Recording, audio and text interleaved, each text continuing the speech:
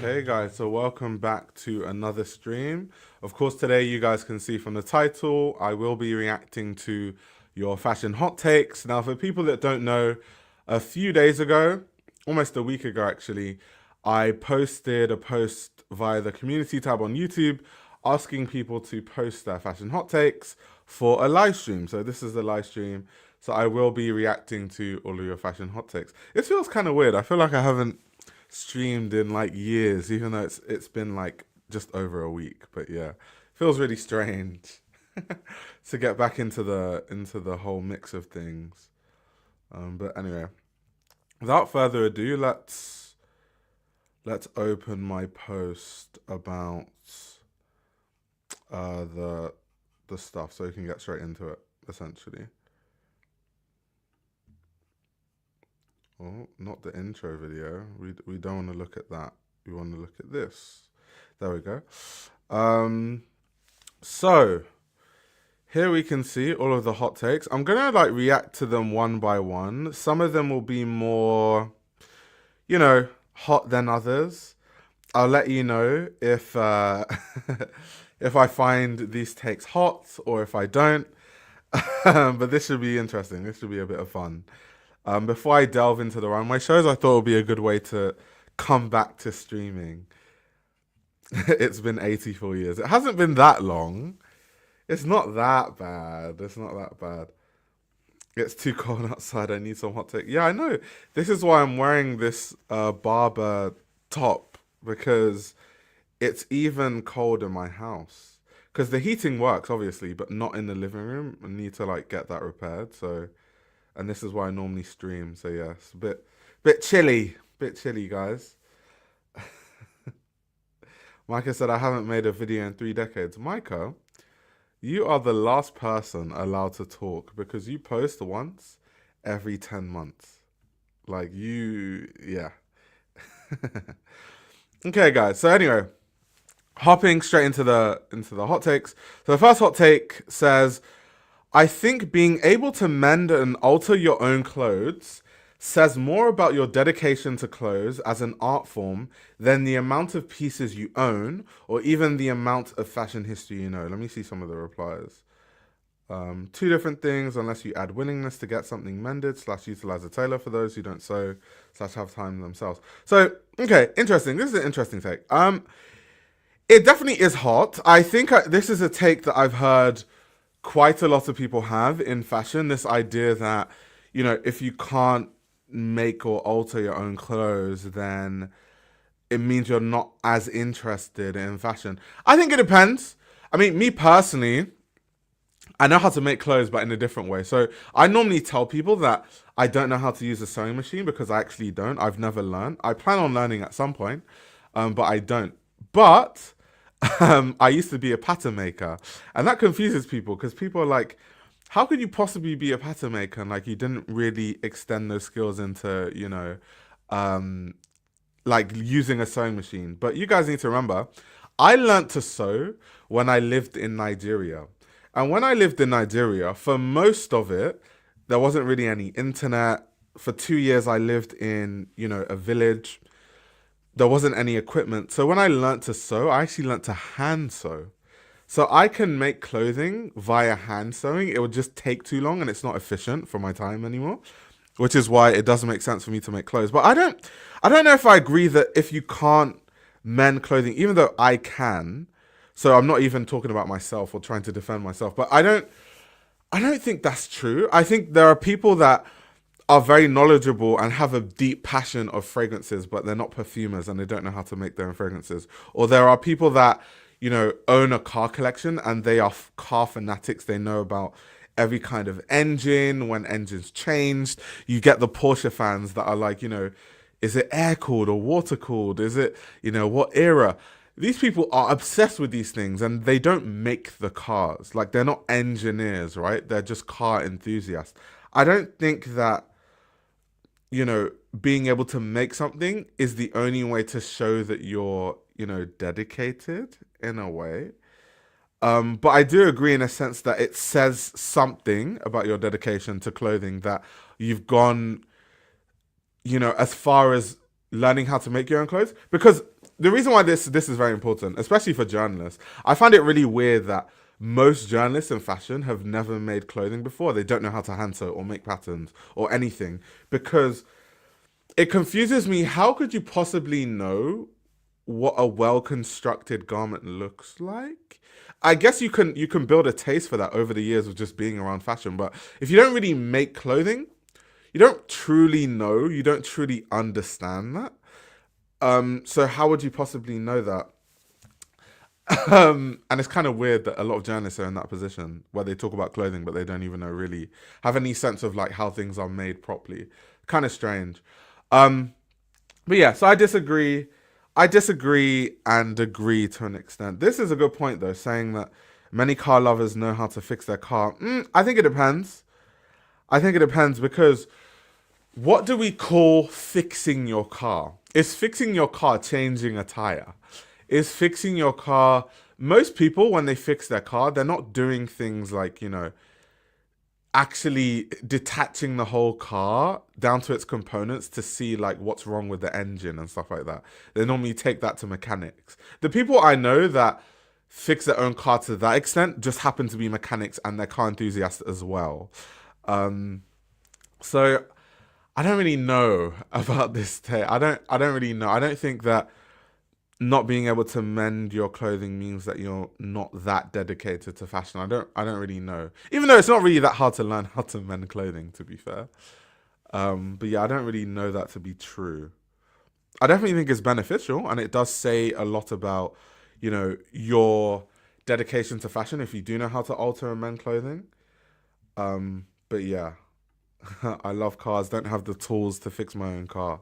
Part of it is also just like other things too. You know what I mean? Angerfish says, I do think there is something to be said about engaging with something as a craft versus as a consumer. That's a good point, to be honest. That definitely is a good point. For sure, for sure. But yeah, I semi agree with this take, to be fair. Let's see what the next hot take is. Everyone being into fashion and personal style, thanks to social media, has made fashion and personal style less meaningful. Oh, this got a lot of likes. Everyone being into fashion and personal style, thanks to social media, has made fashion and personal style less meaningful. So I can definitely agree with that. Um, to an extent, I can definitely agree with that because a lot of content on social media these days, when they talk about, personal style, how to find your personal style, all of it is very generic and it's not helpful in any way because I feel like everyone makes the same really tired points. And I don't really see too many people bringing any form of nuance because it's always like, okay, have this color of jacket and like, those like, those TikToks. I'm not sure if you guys have seen it. It's like all you need is a navy jacket and grey trousers and a brown top. And then they do those clicks where they're like, this works with this and this works with it. I'm not sure if you guys have seen that. um, it's so pointless. It's such bad advice because people have different personalities, people have different body shapes, people are different heights, people have different proportions. So it's very generic to be like, yeah, like this is the best style and this is how you find your personal style, but it's like personal style in the realm of like someone's narrow understanding of what style is. Really odd. However, I don't think that it's made it less meaningful though. This is why I disagree because I think that if anything, it's made it more meaningful because more people are interested in finding their own personal style or learning about fashion because more people are into it. So if more people are into something and more people are concerned about those things, that would make inherently it more meaningful to people, no? So I can agree that, kind of content and conversations around personal style and being into fashion is a bit watered down. However, I don't think it's less meaningful though. I think I come to a different conclusion. I think that makes it more meaningful because more people are interested. Dami says people being themselves will never be meaningless. I'm definitely with you on that.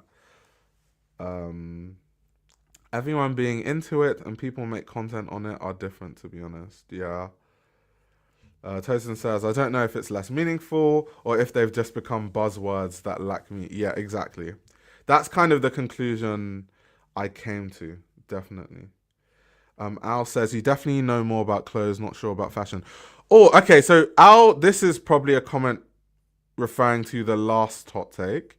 I think being able to mend and alter your own clothes says more about your dedication to clothes as an art form than the amount of pieces you own or even the amount of fashion history you know. Yeah, I kind of agree with you, Al, because being able to make clothes doesn't mean that you know how the fashion industry works. How do we know that? Most fashion designers don't have a damn clue about running a fashion business. So that tells you everything you need to know. So, yeah, being into fashion as an industry and a thing is totally different to, more knowing about clothes and construction of things and how to make a garment, how to mend a garment, those things. Yeah, those are two different things. Um, for sure. Those are two different things, definitely. Let's see what other people are saying. Horrible take. More people make videos than ever before social media, but the really good ones are still impactful. Good film is still extremely meaningful. Yeah, I definitely agree. But I think just generally, I just think that if if more people are into something, then it means it's more meaningful. Okay, we have the hot take. I feel like Danny M. Are you the person that had the hot take? Let's see what you have to say, because they might expand on it.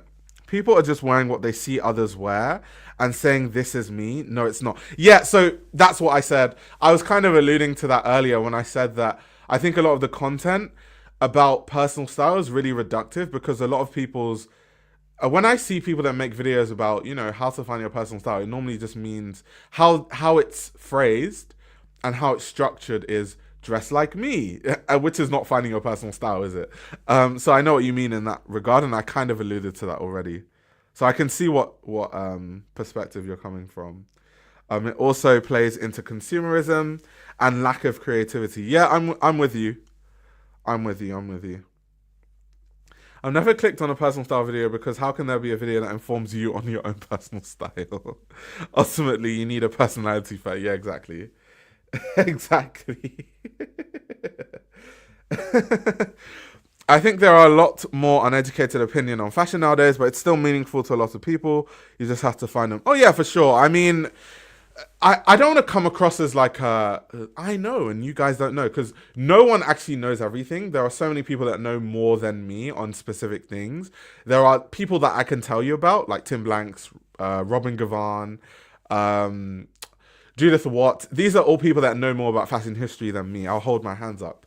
There are people like, I don't know, Renzo Russo, Claudio Antonioli. These guys obviously know more about fashion business than me. Hold my hands up. So I think the problem with social media is that people, it's like the Dunning-Kruger effect. People, I think, overestimate their knowledge a lot, and I see it online a lot. That's why on Twitter, for example, people will argue with me about production when I literally work directly with luxury brands and I visit some brands' factories. Soon, you guys might see content. I'm visiting another factory for a major luxury brand. If you guys are in the Discord, you guys will know potentially what brand this is. But next week, I will be visiting a factory. These are things that I do constantly. But then you'll get people online arguing with me that, no, that's not how they make it. And it's like, bro, I literally went to the factory. But I think it's just how social media is. I think no one wants to be made to feel like they don't know about something. And also on social media, I don't think it's a good medium to have a productive conversation because if someone says something that's wrong and I'm like, you're wrong, then now they're just going to spend all their time defending themselves rather than like deleting the post or just admitting that they're wrong. So social media is not the best place to have those kind of conversations, which is why I try my best not to even like if I see wrong information, I'm more likely to just make a video about the thing without addressing the person or the thing because I think that's a more productive way of dealing with misinformation, to be honest. But I do agree. There are a lot of uneducated opinions in fashion online these days. I think it's easier nowadays than ever to be trendy, but cultivating a personal style will always be a thing. I think. Yeah, that's true. That's definitely true. For example, do you remember the Vogue employee who became a meme for wearing all the trends at once? That's personal style on it. You know what? I don't think I saw that. Someone was wearing all the trends. What? So they were wearing bloke core and cottage core and gorp core all in one outfit. That sounds like a disaster, like a whole mess.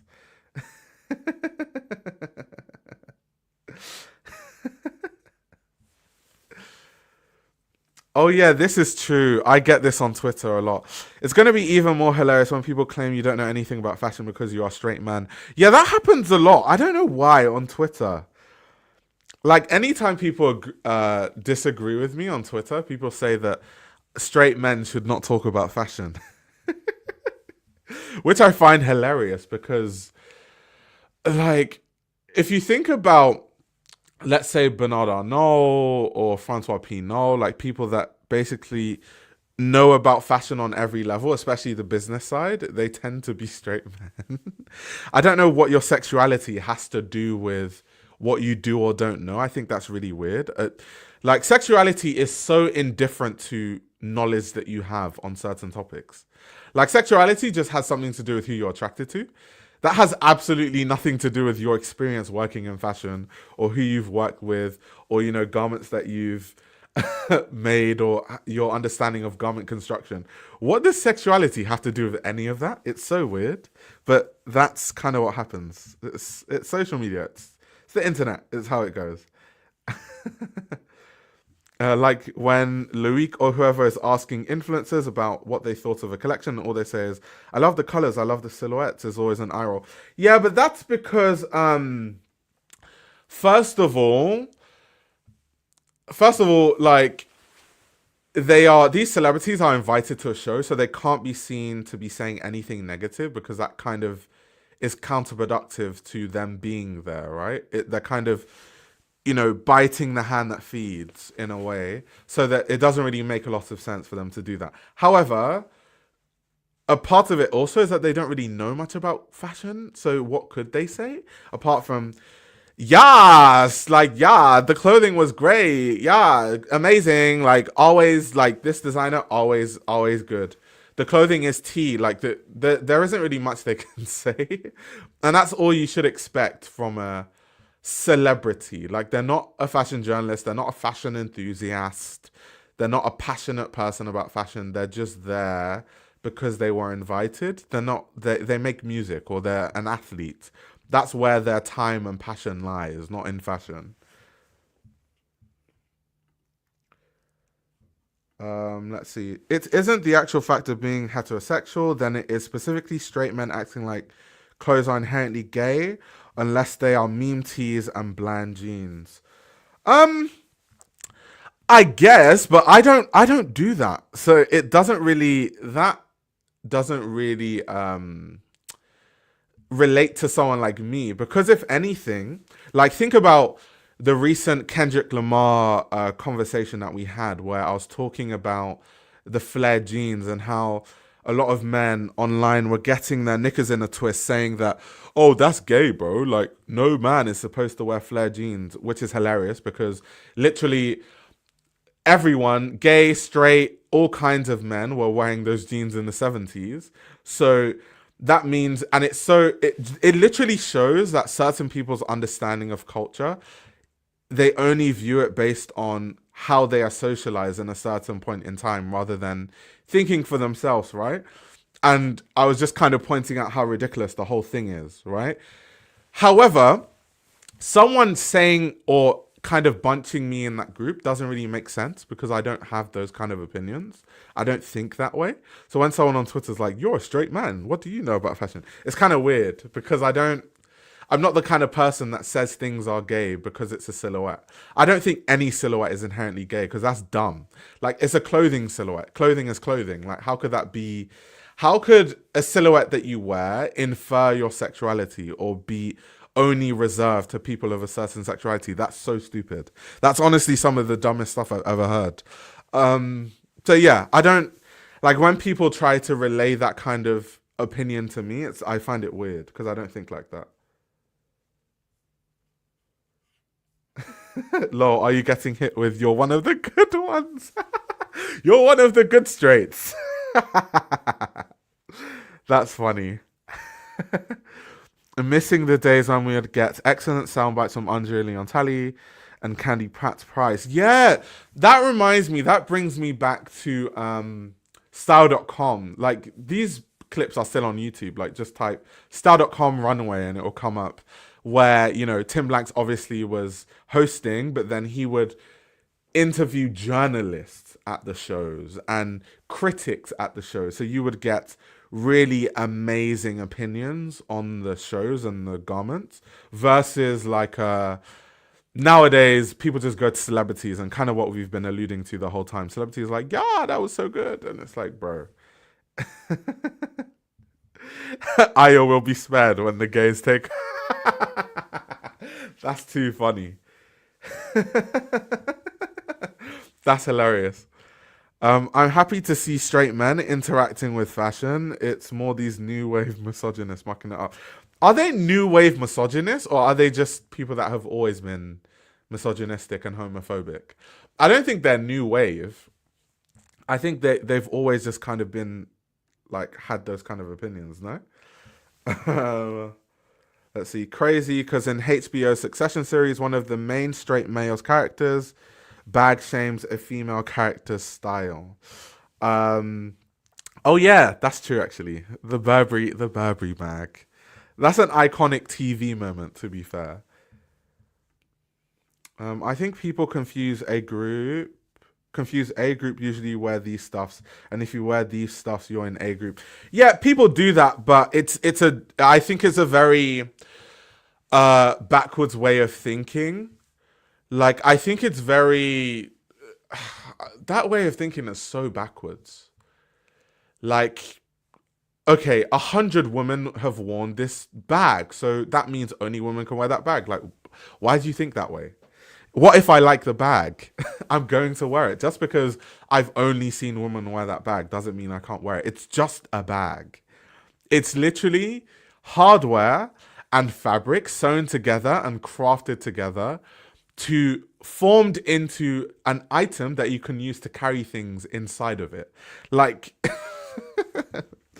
like people are weird. People are really, really strange. Really strange. Really, really strange. The community might fear losing its voice to straight men, but there have always been straight men in fashion. Okay, I don't really know because I feel like we're encroaching into a different kind of conversation. However, I don't know how. Let's say, for example, me talking about fashion takes space from anyone else. I don't know how that would be the case. So I don't think that to be true. I don't think anyone looks at me and thinks, you know, we're losing our voice to straight men just because I talk about fashion, or like, let's say Bliss Foster talks about fashion, or whichever other straight man talks about fashion online. I don't think that to be true, to be honest.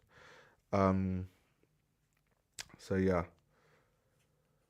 and this is also true. Matching your own vibe is more important than the section of the store you're buying the piece in. Facts. I would wear so much women's wear if it wasn't for the fact that I'm just big. Like, if I wasn't, you know, as tall as I was and as big as I was, then I definitely would wear more women's wear because I think that women's wear has more variety than men's wear. And normally you get more interesting silhouettes in women's wear, even things as basic as trousers.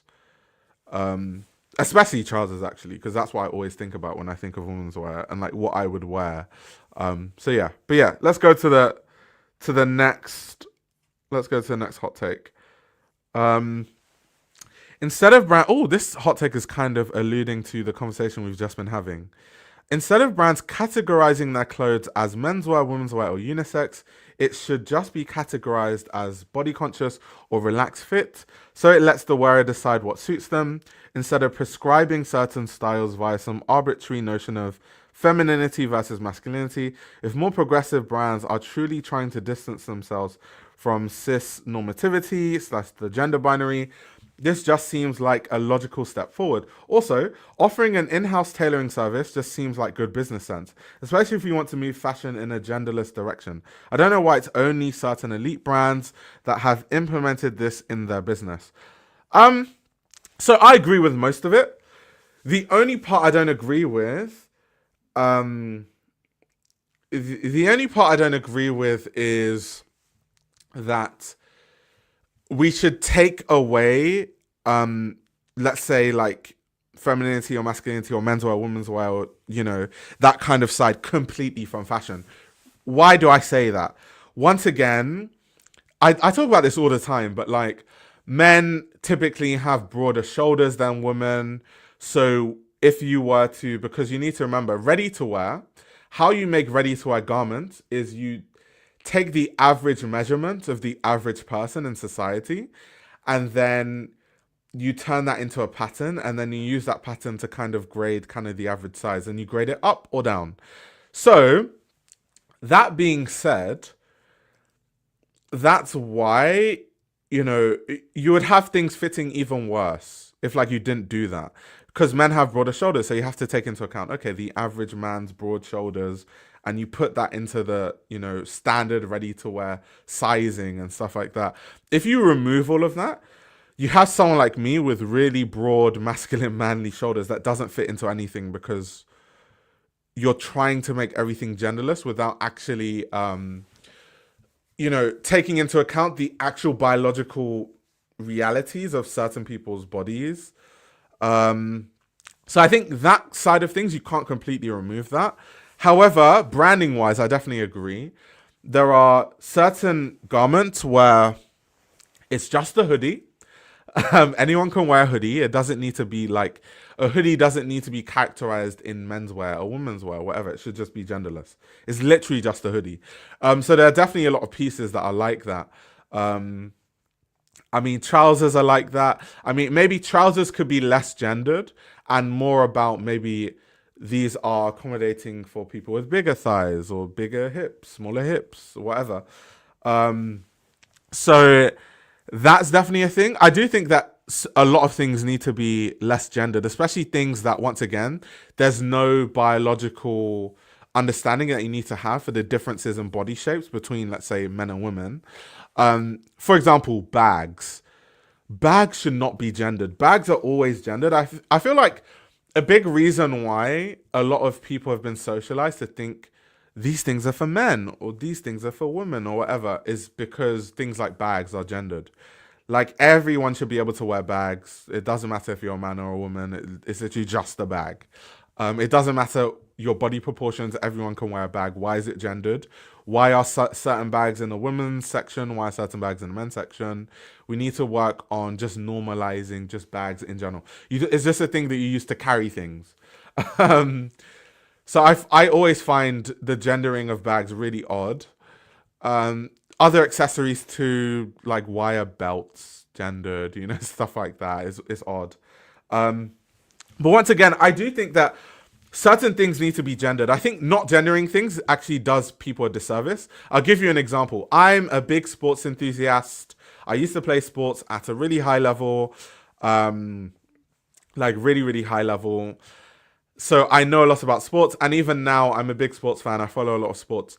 Now, Nike, not too recently, yeah, someone in the comments is saying gendering fragrance is really stupid. I totally agree. So stupid to gender fragrance. It's just a smell. But anyway, so Nike recently has started doing a lot of research on making football boots specifically for women and taking into account the shape of women's feet, because they did all this research and found that, because obviously like female sports is becoming really big, which I'm a big fan of. I'm a big fan of a lot of women's sports.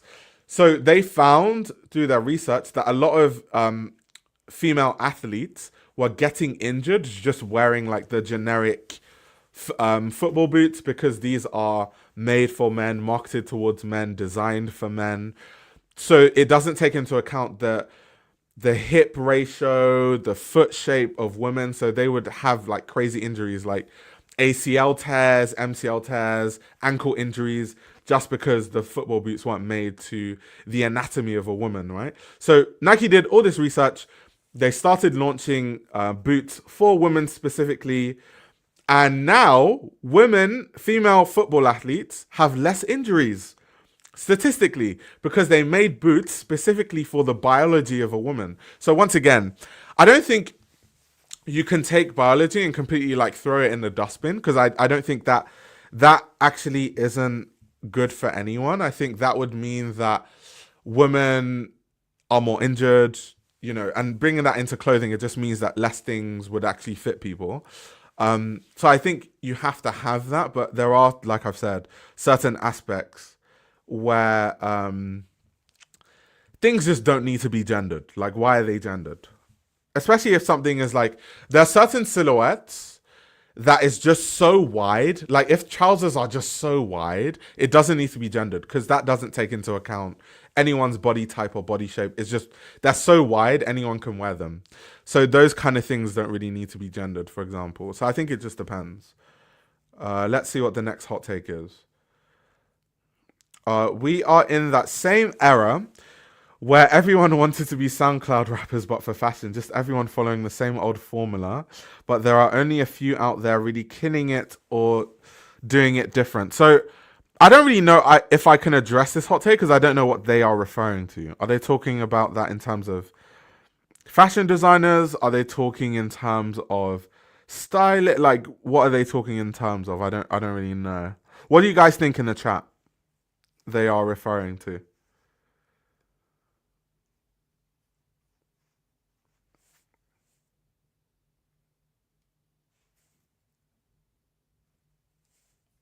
This is also true, by the way. This is why the A, B, and C fit needs to be brought back as a norm in footwear sizing, so you have a choice of width. Yeah, facts.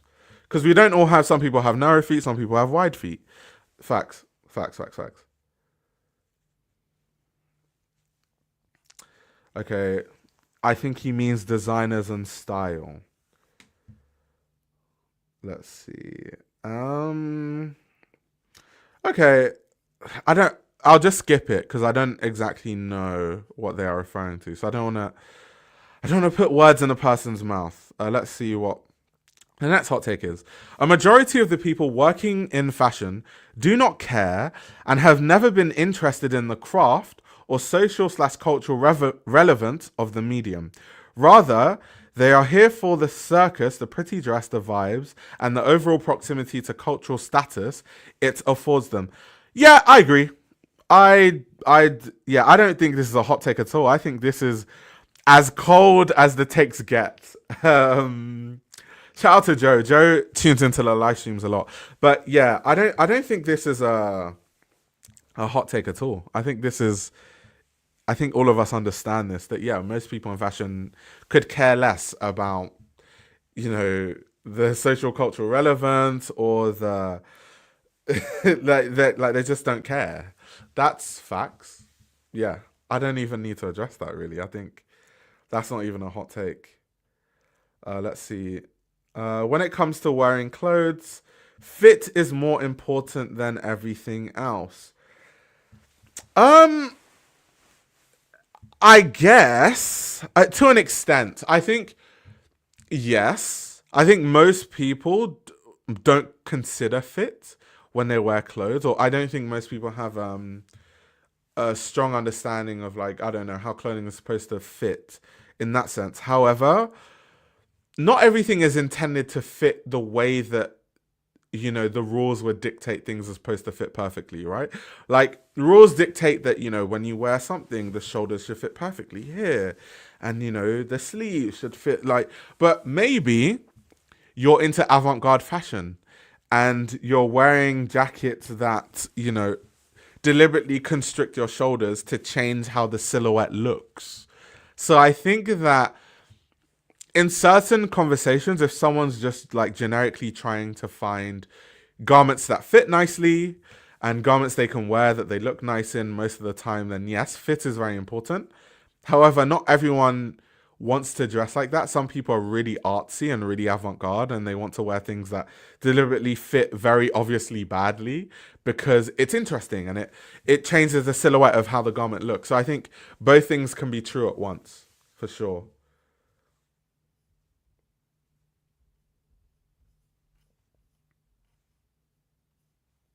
Let's see. Yeah, exactly what culture is saying. It really depends on the intention of the designer or wearer.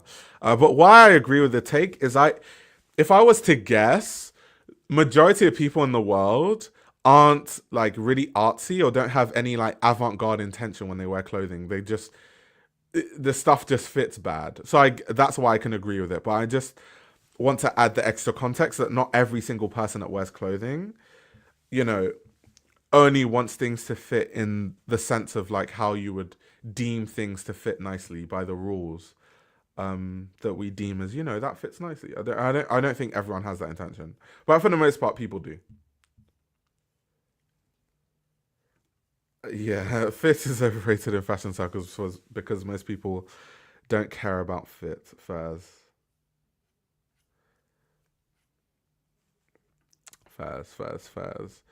Okay, let's see the next hot take.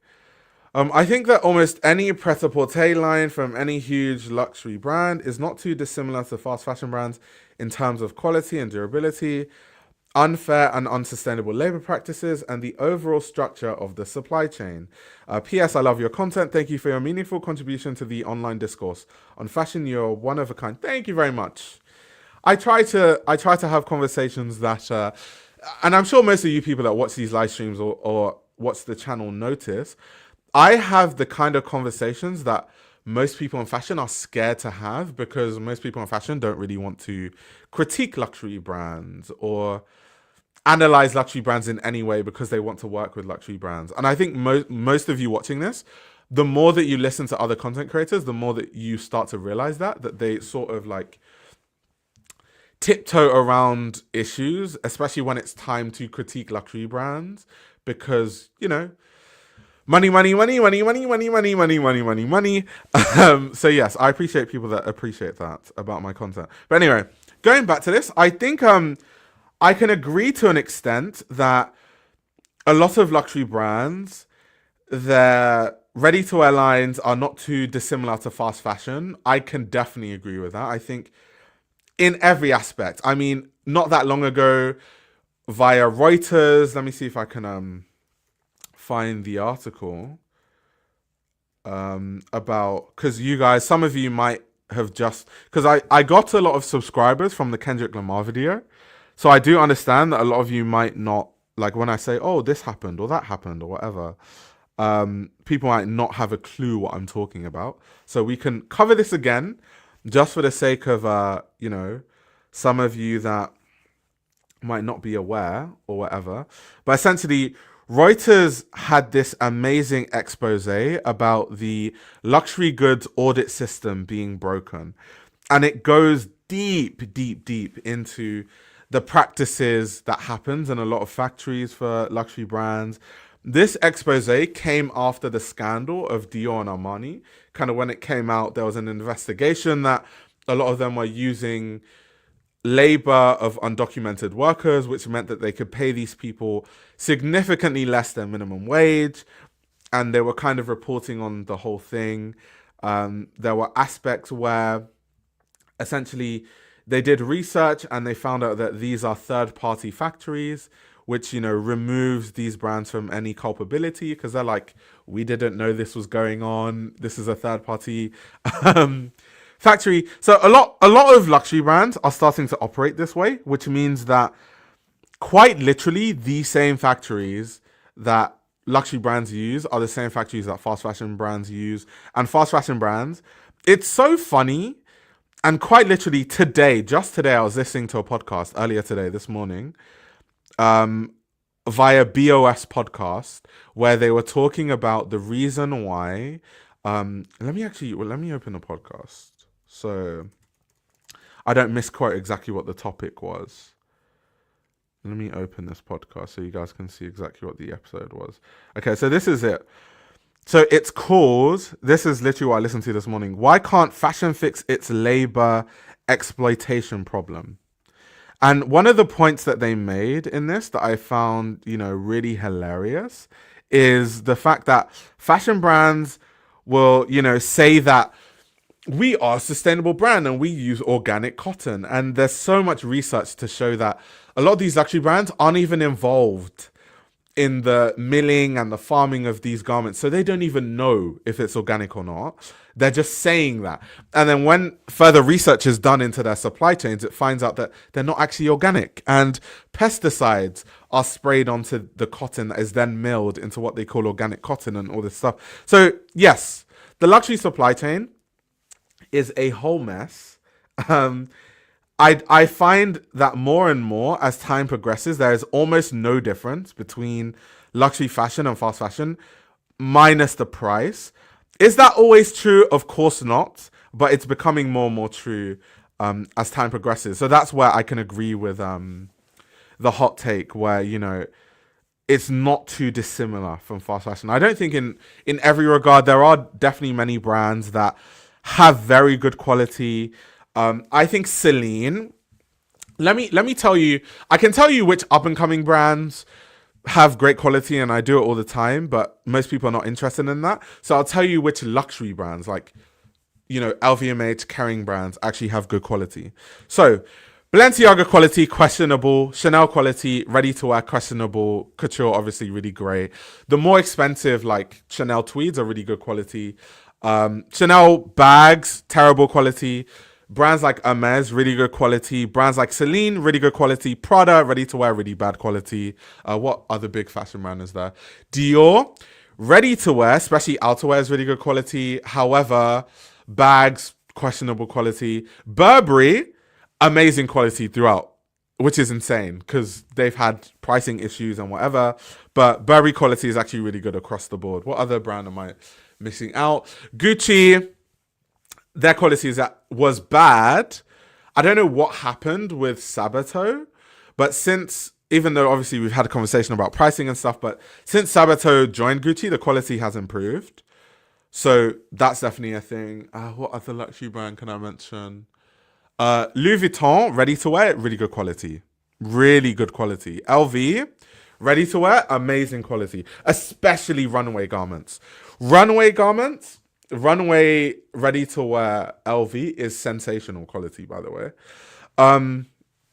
So also, yeah, Saint Laurent, someone said Saint Laurent. So I think it just depends on the brand once again. Like I could start breaking it down brand by brand, but yeah, I think it depends. Someone thinks are you joking? Burberry quality good. I'm not joking. Daniel Lee's era of Burberry, and I have a lot of experience with it because so many of my friends have bought Daniel Lee era Burberry. It's very good quality. I don't know what piece maybe you've had experience with where the Burberry quality is good, but I'm talking about now. Like Daniel Lee Burberry, the quality is really good. So once again, I think it just depends. It really, really just depends. And this is also luxury hybrid true. That there was a lot of research that came out about Loro Piana outsourcing from South America and shamelessly underpaying the farmers and the herders for the resources they use in their clothing. Yeah, so I think, and I think when you notice that the brands that have better quality are brands that have a better control over their supply chain. So we know Dior has no control over their supply chain because they use third-party factories. So their whole idea of quality is tainted, and good luck them trying to build that again. But they've almost basically admitted that we don't really know what our quality is because we don't know anything that goes on in these factories because these are third-party factories. So then if you don't know, I'm just going to assume that then you don't, if you say it's organic cotton, well, you can't say that because you don't know. So then that means that as a brand, all you do is lie. And then that means that I can't take you seriously. However, there are brands like Celine that have a really good supply chain and they have good control of it. Or Hermes, they have really strong control over their supply chain and good control of it. So I think once again, it just depends on the brand. It really, really depends on the brand.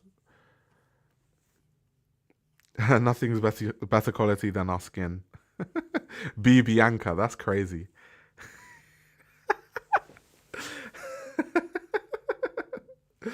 That's insane. So Under Melemester, I can't really speak for the quality now, but I'll give you like a run through of how the quality has been over the years. So obviously at the start, the quality was good. I have Under Melemester pieces from almost all eras. So at the start, it was really good when Armando Mesa was still there. Sebastian Munier, early era of Armando Mesa, was amazing quality. And then BBVA, which owned Andy, was in financial troubles, and the brand was in financial troubles. And then that's when they started to cut corners. And then the quality was atrocious. The quality was so bad, not just in the garments and the footwear and everything. And if you're a customer of Andy, you could see the quality consistently getting worse season to season, especially with like the leather goods. But what was the worst about it was the sizing. I have Andy pieces that are smalls, mediums, larges, extra larges, and double extra larges. And I've always been the same size. How is that possible? How can I fit into smalls, mediums, larges, extra larges, and double extra larges at the same time? Like their whole supply chain was a mess. And part of when Claudio Antonioli bought the brand, the first thing that he did was try to fix that, because he moved production to Italy. Obviously, he has expertise. I mean, one of the co-founders of New Guards Group, he knows what he's doing when it comes to, you know, supply chains, stuff like that. And he did improve the quality, at least then. Now, I have no idea, because I haven't, you know, had too much experience with a lot of the clothing since. But yeah. Andy, the quality was atrocious. I got combat boots on sale 2 years ago, developed a defect within a week of me lightly wearing in New York. Yeah, so you might have gotten one of the BBVA, you know, bad quality cutting corners, you know, combat boots, which is probably why it was on sale, right? Because they're trying to get rid of that stuff. Because yeah, Andy has not been owned by Antonioli for like that long. But yeah, it's and that's the problem with brands. This is what brands don't understand. I guess they understand it, they just don't care, because all they care about is profit. That it's so easy to destroy your reputation, and it's so difficult to build it back. So you can spend years and years and years building up this idea of like craftsmanship and luxury and stuff, but then you can so easily do something that taints it, and now you have to take another 10 to 15 years just to build back the customer trust. That's why we see most people aren't even investing in luxury fashion anymore. Some people just think that it doesn't warrant the price anymore, and these are sometimes even rich people that are turning away from these things, and there's a reason why. Like, if I owned a brand, the last thing I would do is cut corners on the quality, because once word gets out that the quality is worse, it's so hard to like get over that. It's just so hard. Like, it's damn near impossible to build that back up once you've fumbled that. So I just don't, I really understand why people even do it in the first place, to be honest. But yeah, I wanted to show you guys, because like I said, I have quite a few new subscribers. So this is the article I was referring to via Reuters. This is the article called Inside Luxury Goods Broken Audit System. So I'll give you kind of like a long summary, because as you guys can see, it's a very, very long and detailed article, which is, okay, this is not the detailed one. There's an even more detailed article. But anyway, it's long. There's so many parts to it. If you go on Reuters website and you type like Dior Armani, they've covered it over the course of like the past year. So they have like loads of articles on it, right? But anyway, how the audit system works is that, well, normally anyway, you have to tell people in advance that an audit is happening, because you have to get certain documentation ready when an audit occurs. But also what that means, if you know that an audit is happening beforehand, you can obviously make sure that everything looks above board on the day that the audit happens. So in a lot of these factories, there are illegal workers, and because they are illegal, they don't have... Remember, the reason why them being illegal is an important point to note is because they don't have rights in the country. So they can be paid less than minimum wage because they don't have rights. Like, who are they going to go to say that they're not paid minimum wage? Nowhere. They have nowhere to turn. So there are even more sinister things that happen. This was not mentioned in the article, but this is something that there is loads of research on these things, right? And so much evidence. Even the FBI has posted papers on this, that a lot of human trafficking rings are involved in a lot of these factories, these like third-party factories. So a lot of these illegal migrants are actually people who have been human trafficked into certain places like Italy, right? Some of them are even underage kids. A lot of the research found. So obviously these factories are breaking all kinds of laws like trafficking, child labor, paying less than minimum wage, like horrible working conditions. These people are living in tiny rooms, in bunk beds where it's like 16 people in a tiny room, no ventilation, no air conditioning. Like, these are the kind of conditions that people live in. And bear in mind, all this evidence, these are the kind of factories that make Dior bags. So this is what happens in these factories, right? This is literally what happens. So going back to the auditing system, so all of this happens in a factory. Of course, when the auditors come, they make sure that all these people in these factories are hiding, and they make sure that, you know, everything looks clean. The factories are clean. They only have like a few workers. They don't work them over work. Another law that these factories break is they overwork people, right? So they make people work crazy amounts of overtime that's not even legal for people to work. They work day and night. It's like insane. They work they also, something else that they do is illegal. So for people that don't know, there's regulation in factories that means that like machinery in factories needs like a certain level of spacing for safety reasons. And they don't care. They break all those laws. So all these laws are broken. But anyway, when the audits happen, what happens is everything is done to, you know, the law and above board and the standards. And even then, a lot of the auditors don't have jurisdiction to do a deep search and a deep audit. They can only audit kind of what's in the terms of what they are auditing.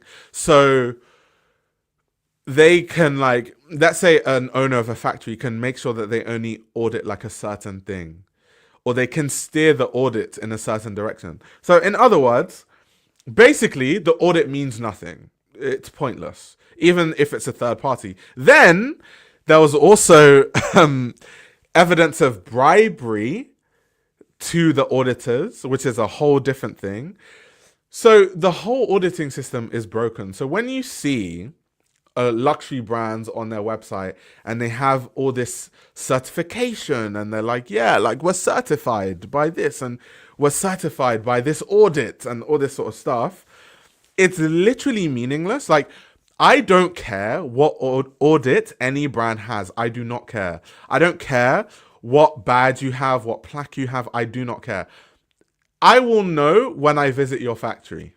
Until then, I'm just going to assume that there could be some foul play there, especially with a big brand. I don't care what sustainability expert has said that everything is above board. I literally don't care.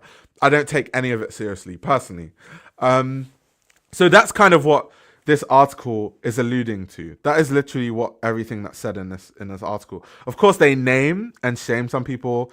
Like here, they specifically talk about AZ operations. So they said a subcontractor of manufacturers Dior tasked with the production of leather items and based near Italy's fashion capital, Milan, was accused by Italian prosecutors in June of being a front for an operation that exploited workers. However, AZ operations passed 2 environmental and social inspections in 2023, in January and July, according to unpublished audit documents reviewed by Reuters. Widespread Milan investigations have uncovered malpractice inside the Italian luxury goods supply chain of Dior, Giorgio Armani, and Alviero Martini this year. Now, something that was mentioned in this article that I think is important to mention also is that the only reason why this was uncovered, by the way, is because it was investigated by the police. So people have been auditing, like they just said earlier, they passed 2 environmental and social inspections in 2023. This company, AZ Operations, right? They passed these audits. So according to auditors, everything is above board, everything is being run legally. And the only time foul play was seen to be done was when it was investigated by law enforcement officers. So with a lot of these factories and a lot of these luxury brands, they have so much power, whether, you know, they can game the audit system because it's flawed, or people being bribed, allegedly. So they can game the whole system. So the only time they can be caught is if law enforcement officers are involved. And for law enforcement officers to be involved, they need to be investigating something else, because they're not really too concerned with luxury brands or what luxury brands are doing. So the only time normally you see law enforcement being involved is if they're, like, you know, investigating trafficking rings or, you know, terrorist groups, which a lot of terrorist groups have been linked to factories and also been linked to counterfeiting goods also. That's a whole different conversation, but that's why a lot of times they're, you know, investigated by law enforcement officers. And then it kind of coincides with luxury brands sometimes, which is what happened here. So yeah, let me see if I can find some other key points that were in this article, because it's just such, because I know obviously this is all talking about the hot take, talking about how, going back to the hot take, a lot of luxury brands and the way they operate is not too dissimilar from fast fashion brands. So what I'm doing is I obviously agree, and I'm kind of really hammering home this point with evidence, right? Which is why I'm showing you this article, because they specifically state things in this article. Everything I say, these things you can find, like the FBI doing investigation into, you know, terrorist groups that own factories, like these third-party factories that some of these luxury brands have used. Literally, you can find this stuff. You can find all this information on Google if you search. So yeah, but anyway, that's what these luxury brands do. And then they say, oh, we didn't know it was what was going on because it's a third-party organization. We have third-party partners. And we have now ceased operation with this third party. Okay, cool. Let's see. So this is an example of what I'm talking about. So in this paragraph, it says, despite passing the audit, a police investigation into its 2023 activities found AZ Operations was de facto non-existent, according to Milan court documents. Furthermore, police inspections in April 2024 alleged the company was a front for a separate business, New Leather Italy, that exploited undocumented workers in sweatshop-like conditions, the same documents showed. So, like I just said earlier, it wasn't until they passed the audits, and it wasn't until a police investigation in 2023 that they found that it was actually a front for a separate business, New Leather Italy, that exploited undocumented workers. So until there's police investigation, nothing is really found out to be true. So once again, when luxury brands tell you, oh, we're sustainable and, you know, we passed this audit and that audit and we're certified by this person and that person, now you understand why none of that, and I mean it, none of it should mean anything to you in terms of that means that this brand is sustainable somehow. Because, not only because of this, but also, like the point I was making earlier, how can a brand possibly know how good their quality is or what their supply chain is, or, you know, if their stuff is sustainable, if they are claiming themselves that we didn't even know what was going on in the factory? It has to be one or the other. It's either you know and you're culpable, or you don't know. But either way, you don't win. Because if you knew what's going on in the factories, that means that you knowingly worked with a factory that is involved in all these illegal activities, with all these human rights laws being broken. And then if you're not aware, it means that you don't know anything about your supply chain, which means you can't really say anything about your supply chain. And it means that you can't guarantee any quality, or you can't really guarantee anything, to be honest. So either way, they don't win. I don't think they realize that. Like, it's either you're okay with human trafficking and undocumented workers working for less than minimum wage, or you're okay with constantly lying and anything you say not being true, because how could you possibly know if something is organic cotton, or how could you possibly know if, like, you have no connection to your supply chain? Nothing. You don't win either way. I think they think in their mind that, like, oh, at least we're not involved with this. But then you have someone like me that's going to be like, wait a minute. But then if you're claiming that you don't know, it means that you don't know if you use organic cotton either, because you're not involved. You're not involved. So yeah, but let's see if there's some other juicy key points in this article, because there's so much good stuff. Yeah, kind of what was said here. The fashion business model is driven by cost reduction tactics, leading fashion brands to switch suppliers, said an associate professor at Cardiff University whose research focuses on supply chain sustainability. So they're saying, even though Dior did not directly abuse workers, the mechanism of labor exploitation was culpably fueled by manufacturer's Dior SRL, which did not carry out effective inspections or audits over the years to ascertain the actual working conditions and the environment, Milan prosecutors said in the June court documents. So yeah, there we go. There we go. And this is funny because they basically exposed LVMH. They said LVMH, for example, said in its 2023 Social and Environmental Responsibility Report, it endeavors to ensure its suppliers and their service providers uphold human rights and to support them with applying the best possible employment, health, and safety conditions. Now, how can they possibly say that? How can they possibly say that?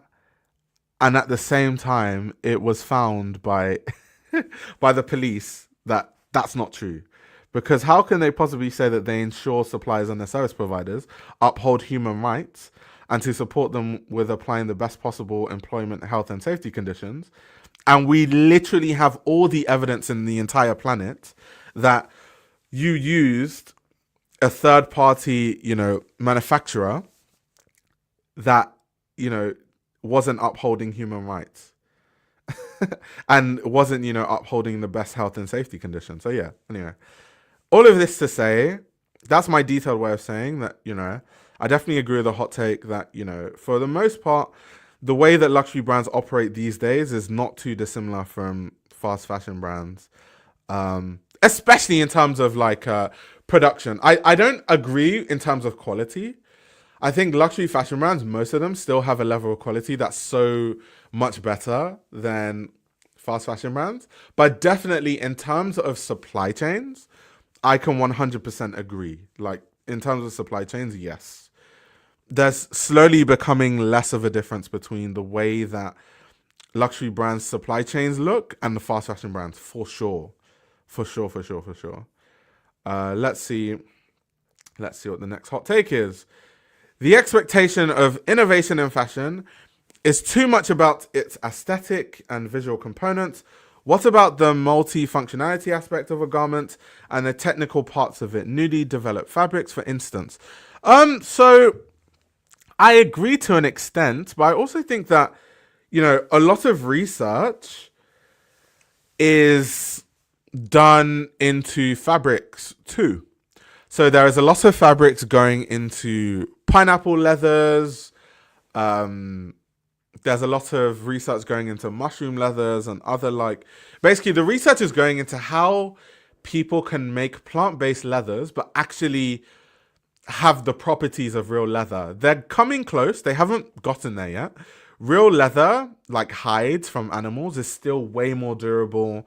It has way more of the properties you're looking for than plant-based leathers. But I think they'll get there eventually, and that the research has become... I remember when pineapple leather first came out versus how it is now. It's like night and day. So I do think a lot of research goes into that. I just think that maybe the people in fashion media don't talk about stuff like that because it's not interesting.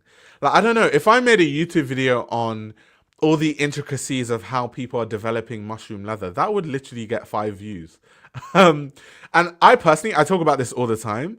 On my channel, I mix topics that I know will get a lot of views and will garner a lot of attention with topics that I'm just interested in and I cover anyway. So obviously, I'm a bit different in that regard, but mainly you can't really expect fashion media to cover topics that they know will get absolutely no traction because it's kind of counterproductive to what they're doing. So yeah, I don't totally agree with that. I think it just depends where you look. I think there's a lot of an expectation of innovation in fashion in terms of fabrics for sure. Like a lot. Like even Xenia does a lot of fabric research and they're doing a lot of stuff too. There's a lot of places, a lot. Let's see what the next hot take is. Just as there are garments that are suspiciously expensive, there are some garments that are suspiciously too cheap.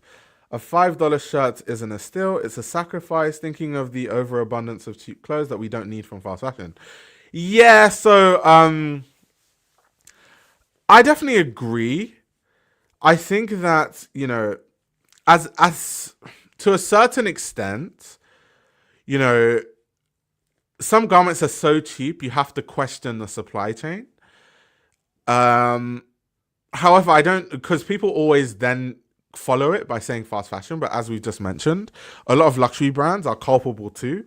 So yes, if a shirt is, I don't know, $1, I think you just have to understand that there's exploitation that has happened on all levels to make that garment. However, that's also the case with some luxury goods that cost $2,000.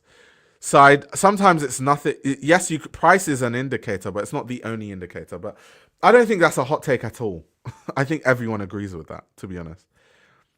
Luke said, "I haven't seen a single hot take so far." Yeah, I don't think any of these are hot takes. I agree with most of these, but they're not hot takes. A hot take is something that would leave all of us in extreme contention. I haven't seen an opinion that has left all of us in extreme contention yet. Let's see. The best designers to me are all under the radar of the mainstream fashion space, and people who complain about fashion suffering are not going further than paying attention to bigger names that have been co-opted by shady business. I don't think fashion being a greater interest of the general public is a bad thing, but without the attention to independent and lesser known designers that make the best work, fashion consumers are just going to end up buying poorly constructed and branded goods. So once again, I agree, but it's not a hot take. Yeah, some of the best designers and designers doing the most innovative things right now, not the designers at the big brands. Yeah, this is something that, I mention all the time. But do you know what's funny about this take? And I had this conversation with someone who is like really like influential. I won't mention their name because I don't know if they want me to like mention their name. But someone really influential in fashion that I respect. Almost all of you will know who this person is, but I won't tell you exactly who it is. Like really experienced in the industry, like been covering fashion since before I was born, in a high position in fashion right now. Anyway, we were just talking about the current state of the industry, and this person was like, I find it funny that, everyone complains about fashion, this, musical chairs, blah, blah, blah, but none of these people support emerging talent.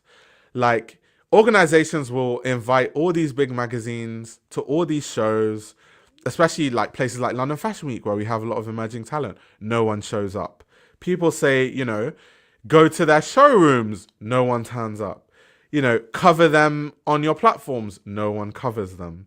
But then these same people always complain, and she finds it really weird because those people are literally the reason why fashion is what it is. You know what I mean? So she finds it confusing that why do people like complain about that? But then at the same time, they are literally the ones that perpetuate that at the same time in real time. So it's kind of insane about that. Because like a lot of designers that I cover I've always been the first person to like cover them in like a very detailed way. That was the case with Priya Alawalia. I was the first person to do like a proper, real, like deep dive on Priya Alawalia's work. The same thing with so many designers, like Isabel Benanato, same thing. Um, I just think a lot of people just don't, they're not, they just want to talk about, this big designers because they know it gets clicks, but they complain all the time. And I think people should be more critical of people that never cover emerging talent, but then always complain, to be honest. Because yeah, it's like, how are you gonna like always complain, but then at the same time never cover emerging talent? Like, yeah. But yeah, this isn't a hot take though. This definitely isn't a hot take. I don't think it's a hot take. I agree with it completely.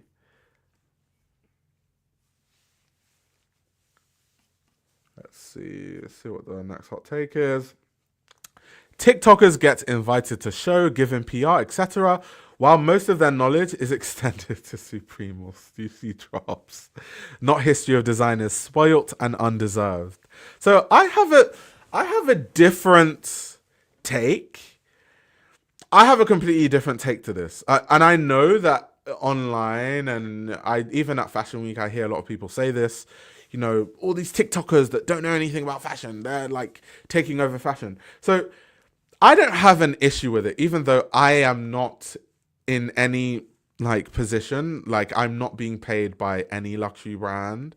I'm not, you know, I don't know. Like I'm not on retainer, or I'm not like invited to luxury brands and given PR and all this shit. But anyway, that being said, if someone sends me PR, I accept it. But either way, they just have to know that it's not going to change how I talk about things. That being said, I think from a marketing standpoint, if there is someone that makes fashion adjacent content and they have, I don't know, 2 million views a week, then that attention can be monetized and turned into marketing for a brand by them being at the show and them just talking about the show. Because most luxury brand consumers don't most luxury brand consumers don't actually care about the history of designers. They're not analyzing runway shows.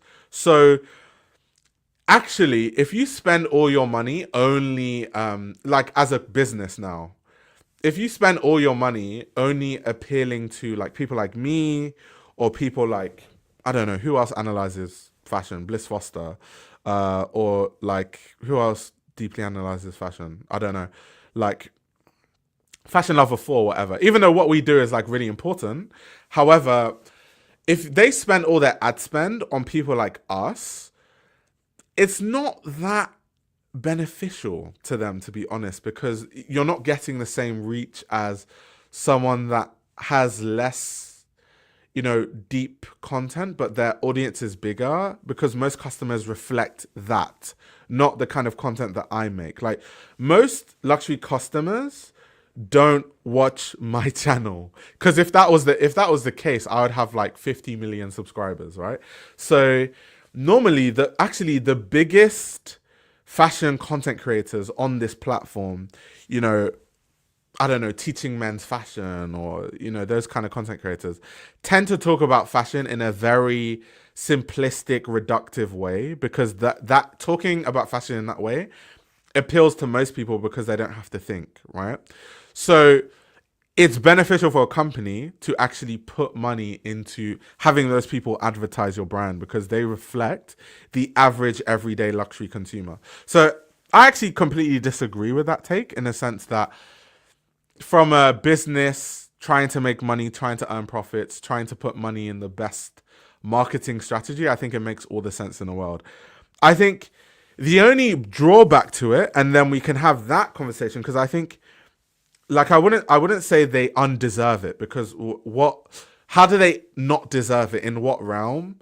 If they have the attention that these brands want, that would mean they deserve it, because they've put themselves in a position where they have an audience, which means that they can garner an attention that is, beneficial for a brand. So I would say hate the game, not the player. So I don't have any issues actually with these TikTokers that don't really know much about fashion but get invited to the shows.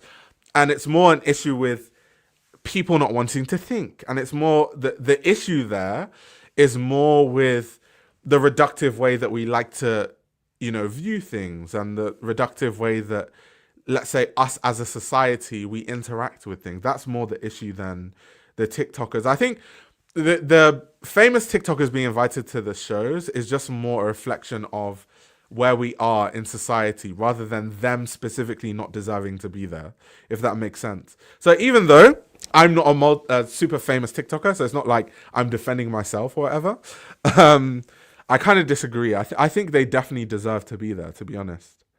I definitely think they deserve to be there. Culture says exactly, the problem is people don't want to have to think. The problem is people, as usual.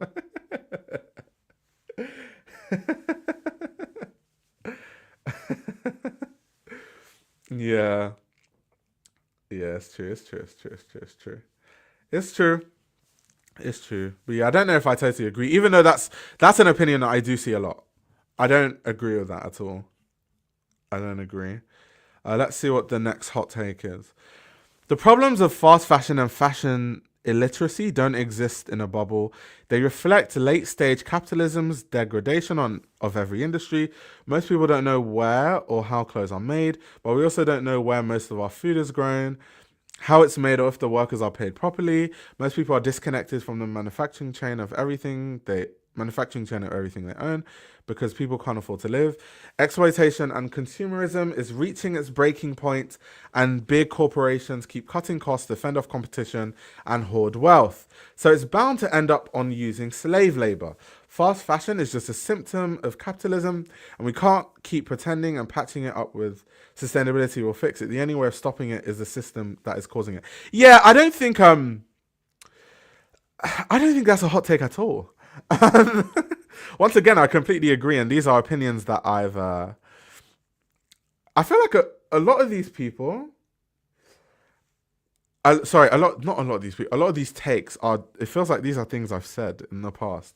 Like, yeah, I mean, sustainability as a conversation is not really going to fix the issue, because there's a bigger societal structural thing that needs to be fixed. Like, sustainability to me is just a buzzword. That doesn't really mean anything, because it's actually a really vague term. So when someone says sustainability or sustainable, it literally, to me, goes through one ear and comes out the other, because it doesn't mean anything for the most part. Like, if you ask someone, okay, how are you a sustainable brand? They're like, well, we use organic cotton. Okay, how do you know you use organic cotton? Are you at the farm? Have you seen how things are farmed? Do you have someone who makes sure that these things are farmed the way that, you saw if you did visit this farm once for an hour, one time? So, like, I feel like sustainability is just a buzzword. That's not a hot take at all.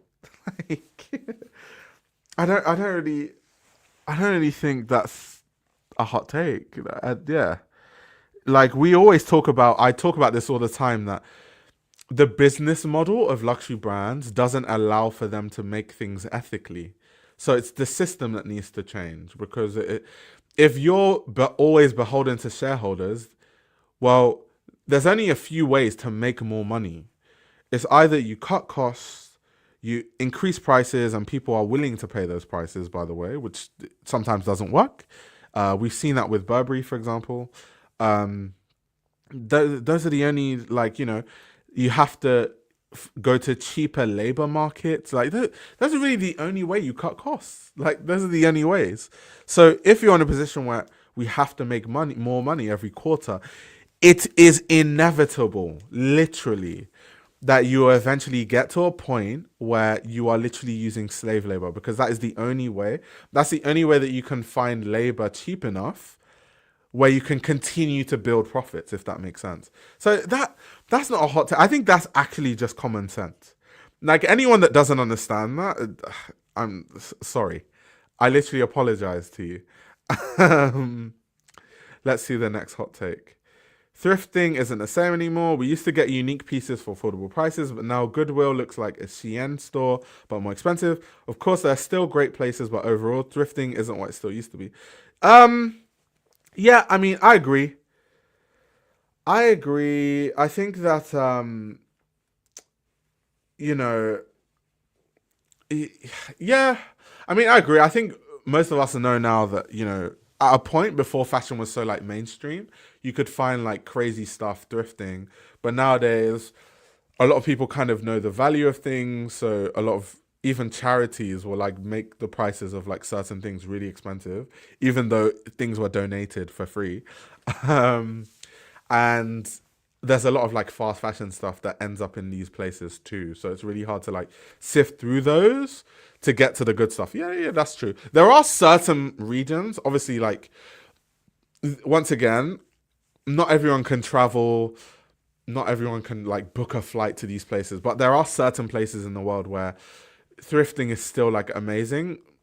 For example, Antwerp. I genuinely think that Antwerp is one of the best places to like thrift in the world.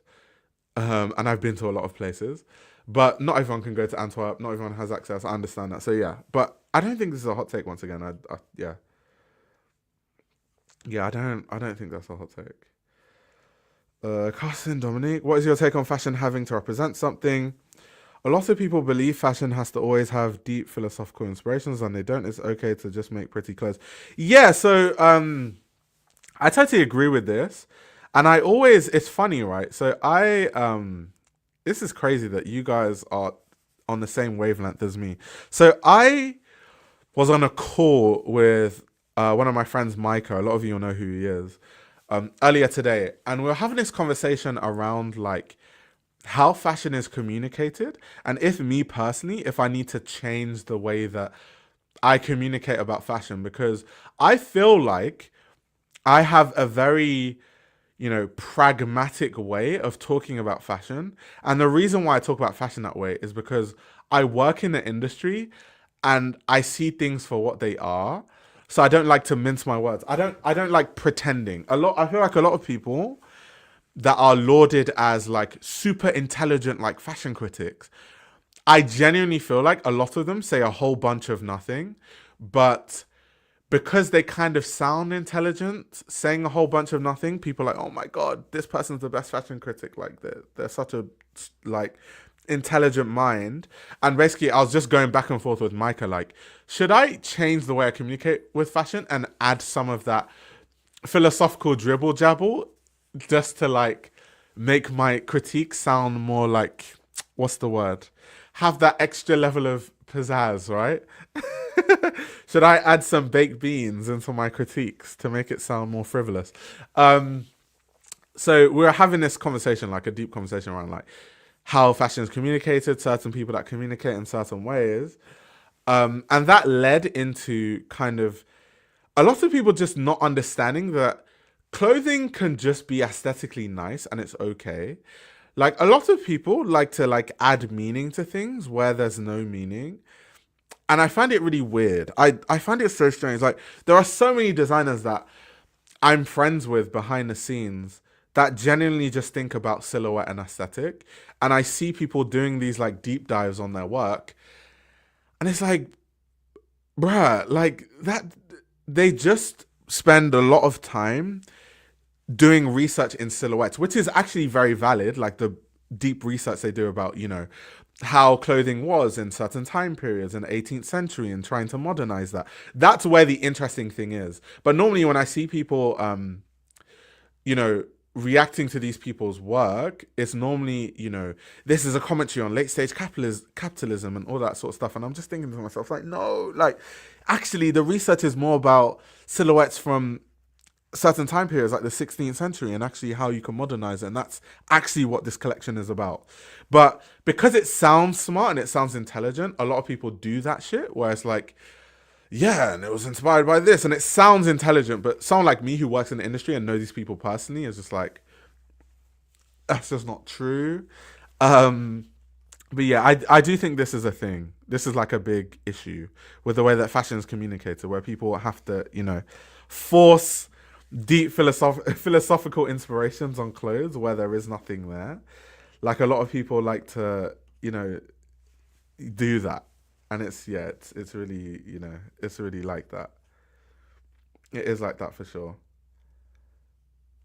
But I do think that that being said, certain designers are intellectual though. I think it just depends. Like, okay, I'll give you examples. Tebe Magugu is an extremely intellectual designer. And Tebe Magugu's work intellectually has layers to it. Like, because that's basically one of his focuses in his work. So when you're reviewing Tebe Magugu's work, you might have to read. I mean, you don't have to, but me as a critic, if I want to review it effectively, I might have to read some books that he's referencing. I might have to watch some films that he's referencing to truly understand, right? Because Tebe Magugu's work is about some like deep stuff. So he's an example. I think J.W. Anderson sometimes it's about the aesthetic and, referencing certain time periods. Sometimes it is actually very intellectual. So I think certain designers do that, by the way. It's not like I'm saying no one does that. What I was kind of alluding to is there are many examples I see of people, saying that or trying to force intellectualism where there is none there for designers that don't even consider that at all. A good example is Phoebe Philo. Like Phoebe Philo, where her genius comes in is her ability to mix different textures, fabrics, things that we don't think should work, but they work. That's kind of the genius of Phoebe Philo. Like the way she styles things, the way she mixes things, it's actually really amazing. But then people try to force some other intellectual stuff that has nothing to do with Phoebe Philo's work, and that's where people lose me a lot of times. Yeah, Phoebe Philo was commenting on it. It's like, not really. Not really. So I think it just depends. But yeah, people do that. People do that. Culture says, I love when people can articulate what their collection is actually about.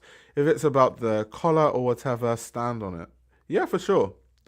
For sure.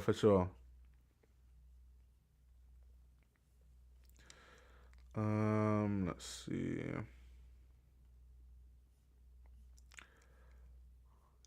Let's see. I like what Al said. Al said there's no beauty without context, though. Yeah, but the context is different. So did you see how I added context to every single type of designer? So I said some designers, the genius is in kind of the time periods that they're referencing and the fact that they're trying to modernize clothing from a certain time period. Some people's genius is in their ability to mix different textures and fabrics. Some people's genius is actually in like a more intellectual kind of understanding of things, or it's like a commentary on society and culture very specifically. So people's work can be genius from many different angles, but what I see, and this is what I was talking about, the issue is that people force something that's not there. So a designer that their genius is about their ability to, reference different time periods and modernize them, you'll get a journalist who their whole stick, like there's journalists who their whole stick is trying to like add like, let me give a very specific example. Like their journalists, their whole stick is they talk about philosophy. So every single fashion like thing has to have a philosophy spin on it. And they kind of force philosophy where it's not there. Like, yes, what this designer was thinking about when they designed this was this, that, this. And that's like their whole brand. Their whole brand is, I look at the philosophical understanding that this designer had when they were designing, and then they apply that on every single collection by every single designer. And that's where the issue comes, because then they can't, they then become bad journalists and bad critics, because it's like you now have no ability to actually understand why that designer is good. Because like I talk about this all the time, there are so many designers that are legendary, but they're all legendary for different reasons, right? So Oswald Boateng is legendary because apart from like things you want to mention, like, race, being the first black man on Savile Row, all that sort of stuff, part of the genius of Oswald Boateng is that Oswald Boateng is a designer that completely changed the face of British tailoring, because before Oswald Boateng, if you look at Savile Row and a lot of the Savile Row tailors, all of them stuck by a very rigid understanding of rules and what British tailoring has to be.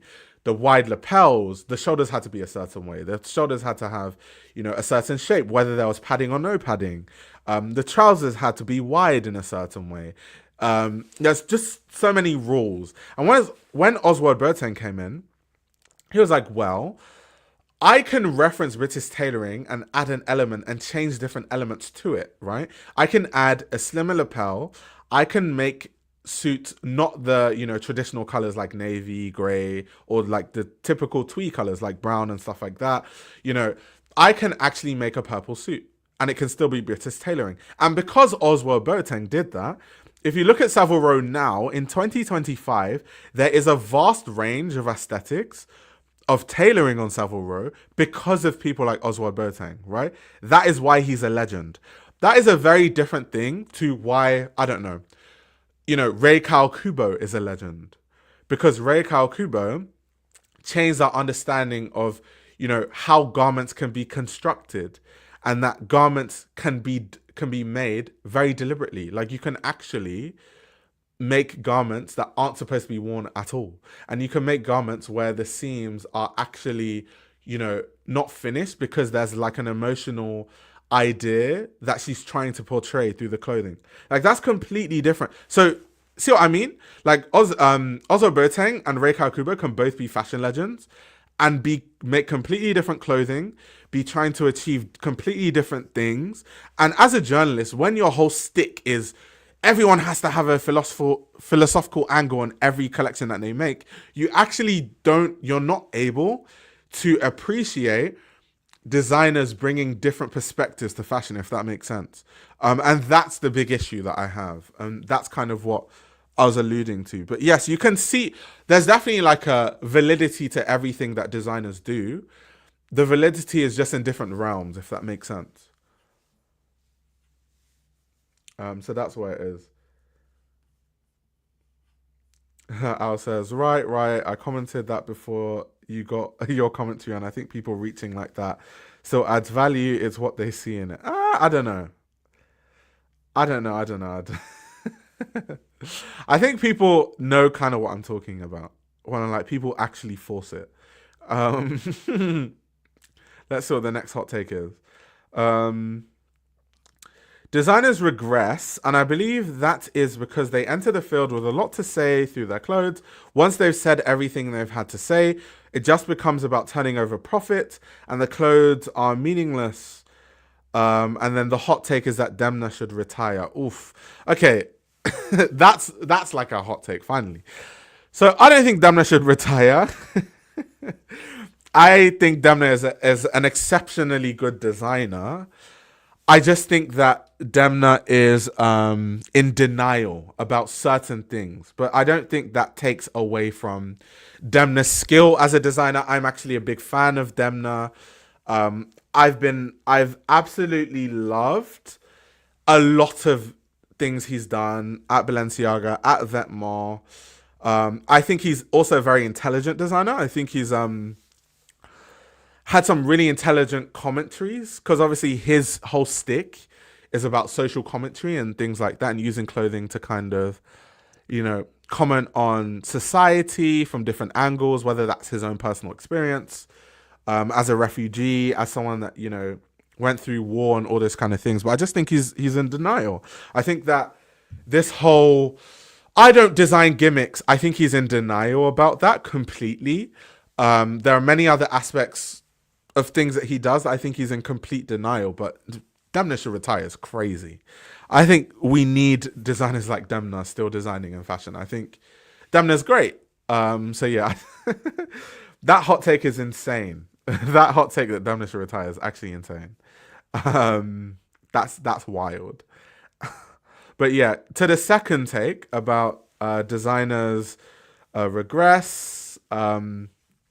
I don't know. I think, is it that designers regress, or is it that designers have a specific design language, and when we get used to the design language, it becomes less interesting?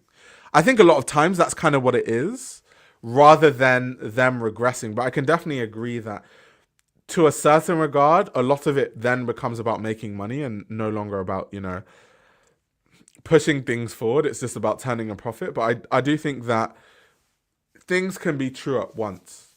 Like two things can be true at once. Like I think sometimes a lot of people in fashion have like fatigue over a certain aesthetic, but I don't think there's anything wrong with a certain designer having like a design language or whatever. I don't think there's an issue with that. Um, so yeah, there we go. He says I'm not a fan. Demna destroyed Balenciaga. Tishi destroyed Givenchy. I mean, first of all, I don't think Demna destroyed Balenciaga. I just think that um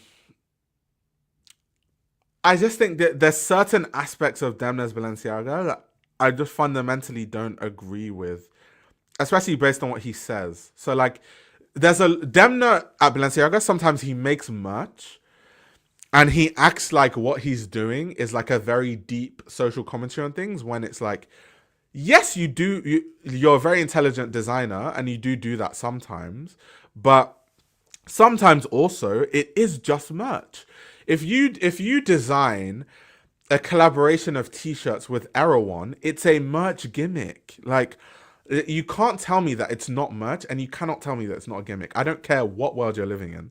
So I think that's going back to when I say he's in denial. So I don't think he's destroyed Balenciaga, because I think that if you actually look at the runway shows, there's so much of Cristobal Balenciaga still there in the shapes. He's using cocoon shapes, just maybe in a form of Parkers. He's using all these elements, right, of Cristobal Balenciaga, just in a more modern kind of streetwear way. So I don't necessarily think he's destroyed Balenciaga. I think if he loses a lot of that merchy stuff, I think I would enjoy his Balenciaga a lot more, to be fair. That's kind of what it is.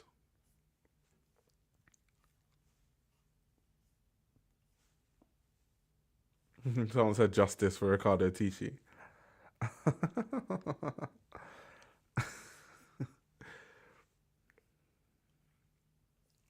Let's see what Siobhan says. Oh gosh, hiring influencers doesn't have to be terrible, but I could see them being used for the vibe and ideas and it going horribly.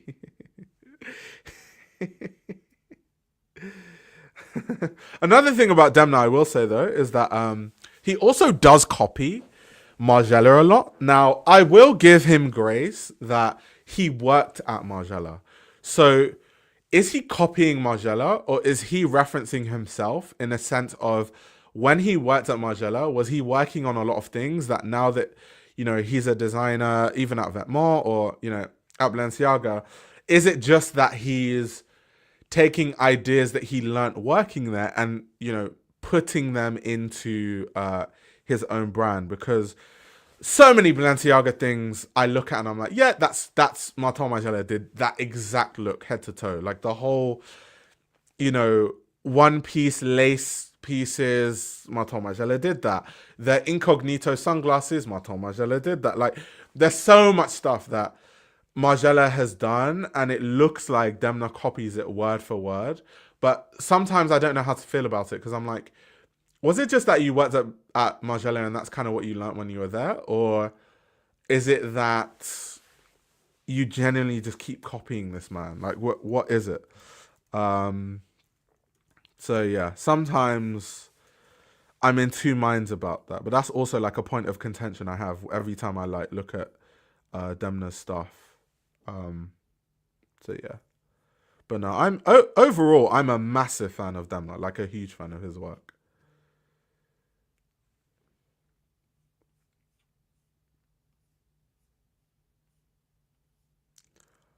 Let's see what people are saying in the chat. A hot take: Tishi's Burberry was good. It's not a hot take. I mean, if you liked it, you liked it. Demna uses past trauma like people in shows like The Voice or America's Next Idol. Nah, no. I'm gonna give. See, I'm a very. I like to believe that I'm a very objective person. So I can be a big fan of Demna and then also say that he's in denial. And I don't mean that in like a. I'm not coming for Demna. This is the kind of things that I say to my friends.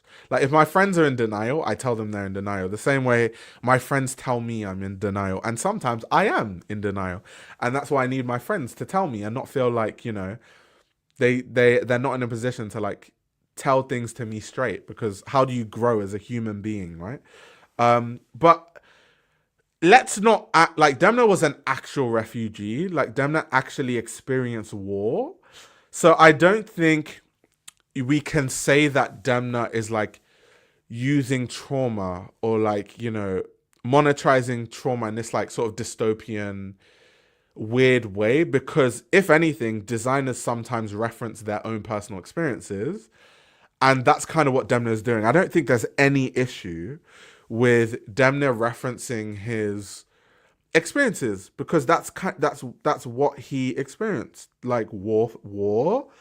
Like, he fled a country because of war. He was a refugee. Like, that's his experience. I don't. Sometimes I see this critique of Demna, like, oh, he's monetizing like um trauma and stuff in like this very disgusting way. I don't know if I agree with that. I don't think I agree with that, to be honest. So yeah. Her bro is basically telling us Demna is his friend. No, I'm very sure Demna hates me. I'm sure if someone works at Balenciaga, or someone that knows Demna sends him this stream and is like, this guy said that you're in denial, he's probably just gonna think I'm an absolute prick. But like, not knowing that I'm actually a fan of his. However, I think if you're in denial, you're in denial. Like, I'm the kind of person. This is going back to like, I said that I have a really pragmatic way of covering fashion, so it rubs people the wrong way, and I'm okay with that. Like, I'm okay with that. It's not like me saying he's in denial is reserved for him. Sometimes I'm in denial and people say that, and they are like well within their rights to say that, the same way I tell my friends they're in denial. It kind of just is what it is. It is what it is.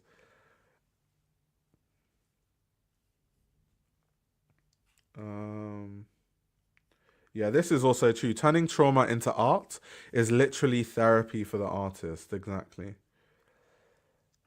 Um, let's see. Well, there's always something for Peanut Gallery to critique for. It's scary to put your art out there with the immediate possibility of cancelling. True. True, true, true. Has Demna made fashion more accessible? I feel like my normie friends are intrigued by Balenciaga more than any other brand before. Maybe, but I think they're more intrigued by kind of like the aesthetic, because I think, once again, part of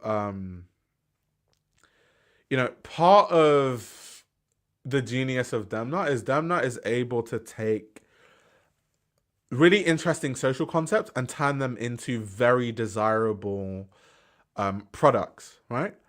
So Demna can, I don't know, like, he can literally make a social commentary of how like luxury fashion now, like, what does luxury fashion mean, which is a commentary he's done so many times. Like, he's done that in ready to wear shows and couture shows. Even in the last couture shows, he literally did that whole thing, right? What is couture? Like, what does that mean? Like, if couture is about certain techniques, why can't I use couture techniques and make a t-shirt? Like, this is like an ongoing social commentary of like Demna's work that we've seen over and over again. And he can take that idea and make a bag that you would actually want to wear, or like make a beanie that you'd actually want to wear, or make like gloves or motorcycling boots or whatever it is that you would actually want to wear. So I think he has like a really, really good skill for that. And it's hard. Like, it's so hard as a designer, you know, that it's so hard as a designer to like take certain concepts and make them into things that people would actually want to wear. Like, so many designers struggle with that, and it's why so many designers go bust. Their brands go bust. They get fired because they don't know how to filter their ideas into things that actually sell and into desirable products. I think Demna has that down to an absolute science, to be honest. So that's why I think his work appeals to like the masses in a way that I think we haven't seen before. Let's see. I'm from the region, and his whole war refugee thing is hugely exaggerated. Not to the oppression Olympics. He was already well off when their family dipped to France. That's why he sucks. Um, Once again, it's like oppression Olympic. It's like, okay, it's not like, it's not like Demna ever said. He just said, He's from Georgia. His family fled at a time during war. Like, it's not. I don't think he's ever said, like, we were holding guns and I was defending my honor and I had to dodge bullets and so, like, I don't think he's ever said that himself. Um, it's just a commentary on kind of what he experienced and what kind of happened in the country that he's from, which he's used as a placeholder for a few collections that he's done. Right? It's just referencing your experience. I too, right? Let me give you something that I've experienced. Right? So I lived in Nigeria, as most of you know. Now, when I lived in Nigeria, I lived in the capital city, which is called Abuja, for people that don't know. And there was a time when I lived in Abuja that there was a terrorist group called Boko Haram. And Boko Haram used to bomb all over the place in the city, just randomly, just like bombed. There were so many places that I would go to, and then like a day later that exact place would be bombed. Like, I'll go to a shopping mall and go grocery shopping, the next day that mall will be bombed. And it's like, imagine if I decided I was going to go to that mall a day late. I would literally be in pieces and I wouldn't be here talking to you. I experienced that. Like, I lived through that. Like, there are people close to me that died, that got blown up by bombs. Like, I went to school with some people that had family members that died in these bombs. I had my parents' colleagues, some of them died in these bombs. That is genuinely my experience. I lived through that, right? I would go to places and, you would see like dead bodies and, bodies separated by bombs. I lived through that. I've seen dead bodies on the street. I've seen that. So let's say if I was a designer and I referenced that, would people say that I'm like overblowing it or like I didn't experience that just because maybe I wasn't exactly there when the bomb happened? You have to be right by the bomb but not die to truly experience it. Like, you don't have to be right by the bomb to feel the effects and experience the effects of what happens, the loss of people around you, the experience that people have because of the loss around you, the death that happens, the trauma that comes with seeing dead bodies, literally, which I've seen.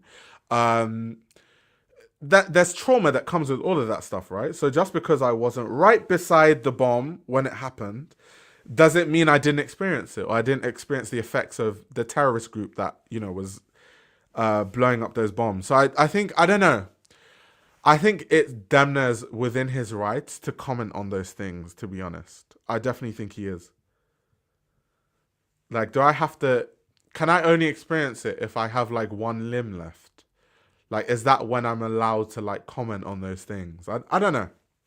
I guess people like stand on different levels when it comes to those things, but yeah.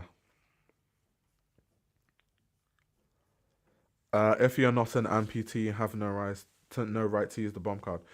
Yeah, I mean, obviously, like, there's levels to experience. That's why, like, going back to the whole, like, not to play, oppression Olympics and stuff like that. But like, I think everyone can experience trauma. Obviously, people can experience trauma from certain experiences to different extent. So obviously, let's say the terrorist group that I lived through, like bombing all over the place.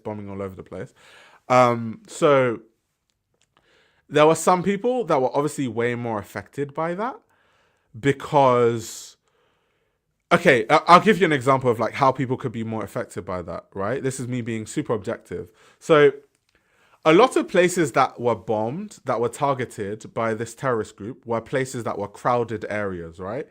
So because I knew that, I tried my best not to be in crowded areas as much as possible. However, if I need to buy groceries, I have to go to a crowded place or I just don't eat. Unless like I grow all my food in my back garden. There's two places to buy groceries in Nigeria. It's either you go to a market, which is crowded as hell, or you go to a mall, which is crowded as hell. So either way, you're going to a crowded area, which is why even so many places I went to, they still got bombed, right? It's very hard to avoid crowded areas and live normal life unless you're just like some billionaire and you just get everything delivered to you, which you can't really do that in Nigeria, especially not then, right?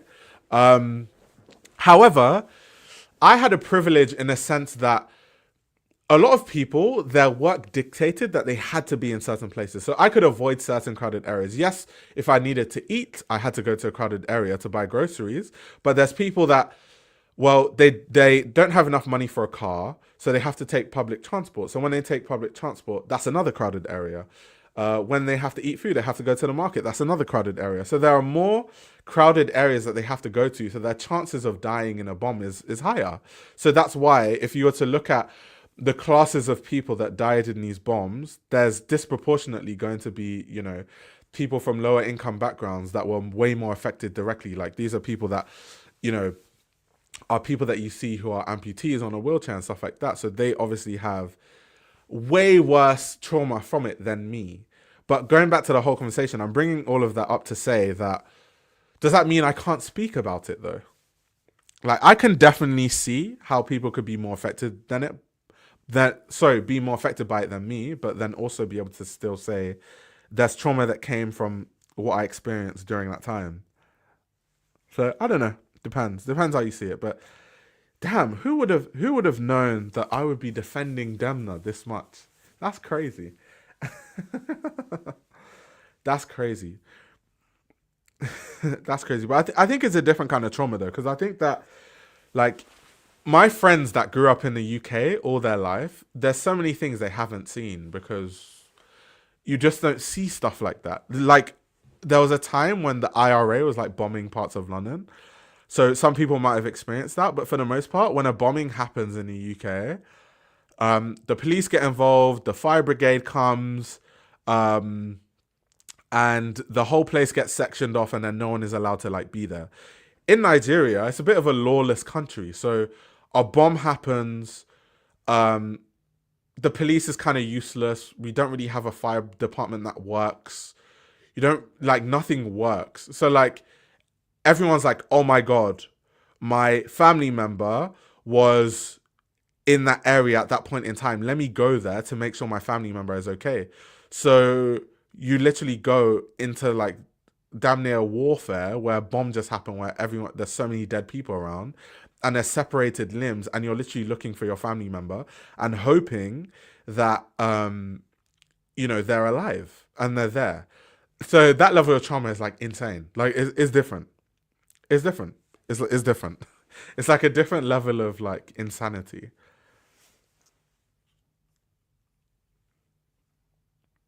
So yeah, I don't know. I don't know. It just depends. It just depends. Just depends how you see it. Just depends how you see it. But let's go back to the hot takes. I'm done defending Demna. Let's see. Um. So let's see what this next hot take is. China will become a fashion leader in the next 10 years, just as it is with every other sector: phones and electronics, EVs, medicine. It's already been a manufacturing hub for the rest of the fashion world. The homegrown talent is off the charts. The global social media is clearly trending favorably toward China with Rednote, etc.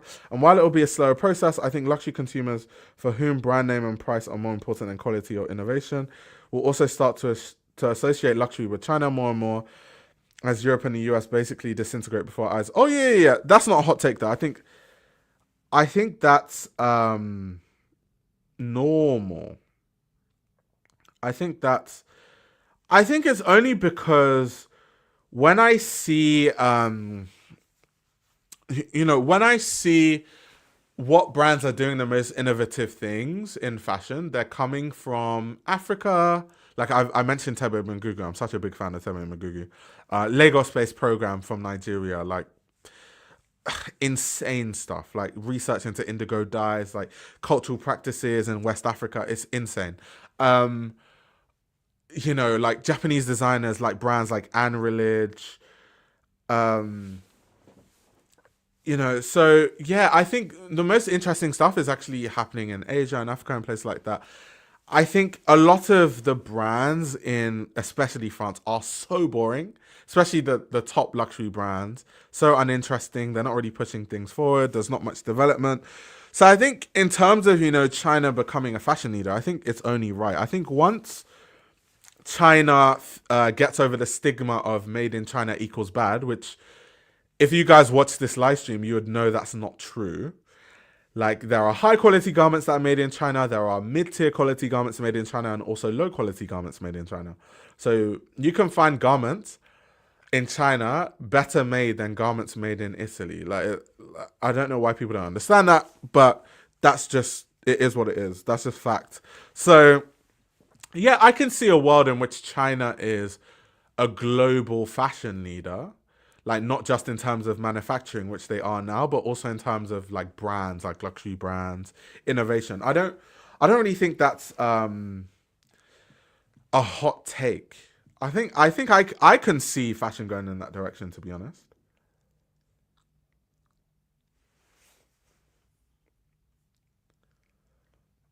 let's see. This is what frustrates me about the fashion industry. It is one thing to critically think; it's another thing to overcomplicate. Like it's a white t-shirt and a trash bag walking through a mud funnel.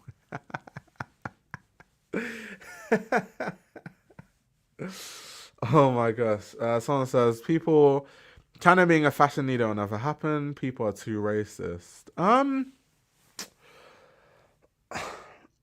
Maybe because I definitely think that part of the reason why people think that only low quality things are made in China is definitely rooted in like a level of like racism. It's like this whole how could they possibly make things that are better than France or Italy? There's like a certain level of elitism there, which is funny because have you seen the infrastructure that's in China? Like it's insane. But yeah, but no, I definitely think even with the elitism and the racism, I still think that it'll just get to a point where people can't ignore it. It'll just get to that stage. Luke is funny. Luke, my hot take is that China will be a massive economic leader. Yeah, like I said, I don't really think it's much of a hot take. It's the way Luke said it. Oh my gosh. Okay. The 2010s slash 2020s don't have their own unique style that actually matches the times. It's literally 90s, early 2000s clothing rebranded. I think it depends because I think that also in the 90s, I can reference a lot of 90s styles that were also styles in the 70s. I think just fashion is cyclical. They just come in different forms. So I think the way that people, match certain things is just different. One time period, it will be trendy to wear, blazers with thick silhouettes. Then it will be thin, and it will keep going in and out and in and out. I think that's just always going to happen for eternity. I think every period has a style. They just come and go. Like if you think of 70s, you think of like flares, you think of a lot of colors, that like disco s vibe. Um, you can think of certain aesthetics. That's why we have conversations about the Y2K aesthetic because we're thinking of the 2000s. We talk about things like the swag era.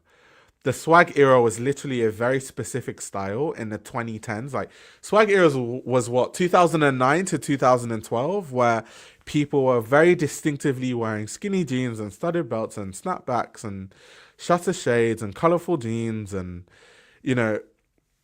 So nah, I don't know if I agree with that. I think the 2010s and the 2020s also have their own unique styles. Um, yeah, I don't agree. Like even now, we have like opium. Like opium is a very distinctive like 2020s thing, right? 2020s aesthetic. I feel like in 2030 we're going to talk about, the opium period. That's going to be a thing. So I don't I don't know if that's true. I think every time period has styles that you can look at.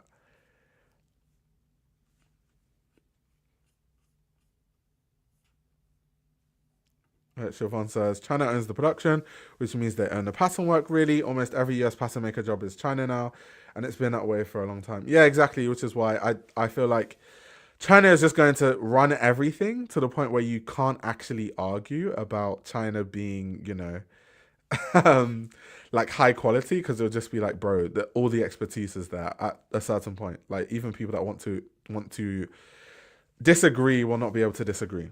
Anyway, next hot take. Fashion designers who are struggling to sell clothes or are not able to find employment should rethink their design approach or career switch instead of blaming everyone else.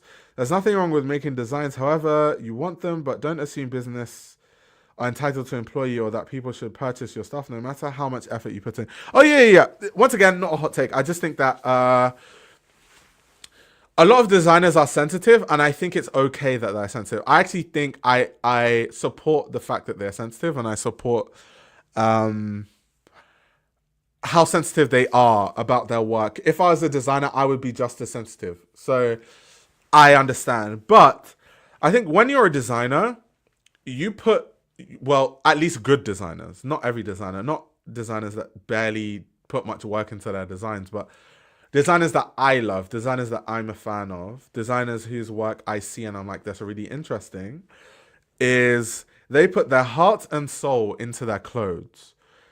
And when you put so much time into your clothing, so much research, so much energy, you kind of have this like innate, and it's irrational, this irrational ability to think that everyone should like it.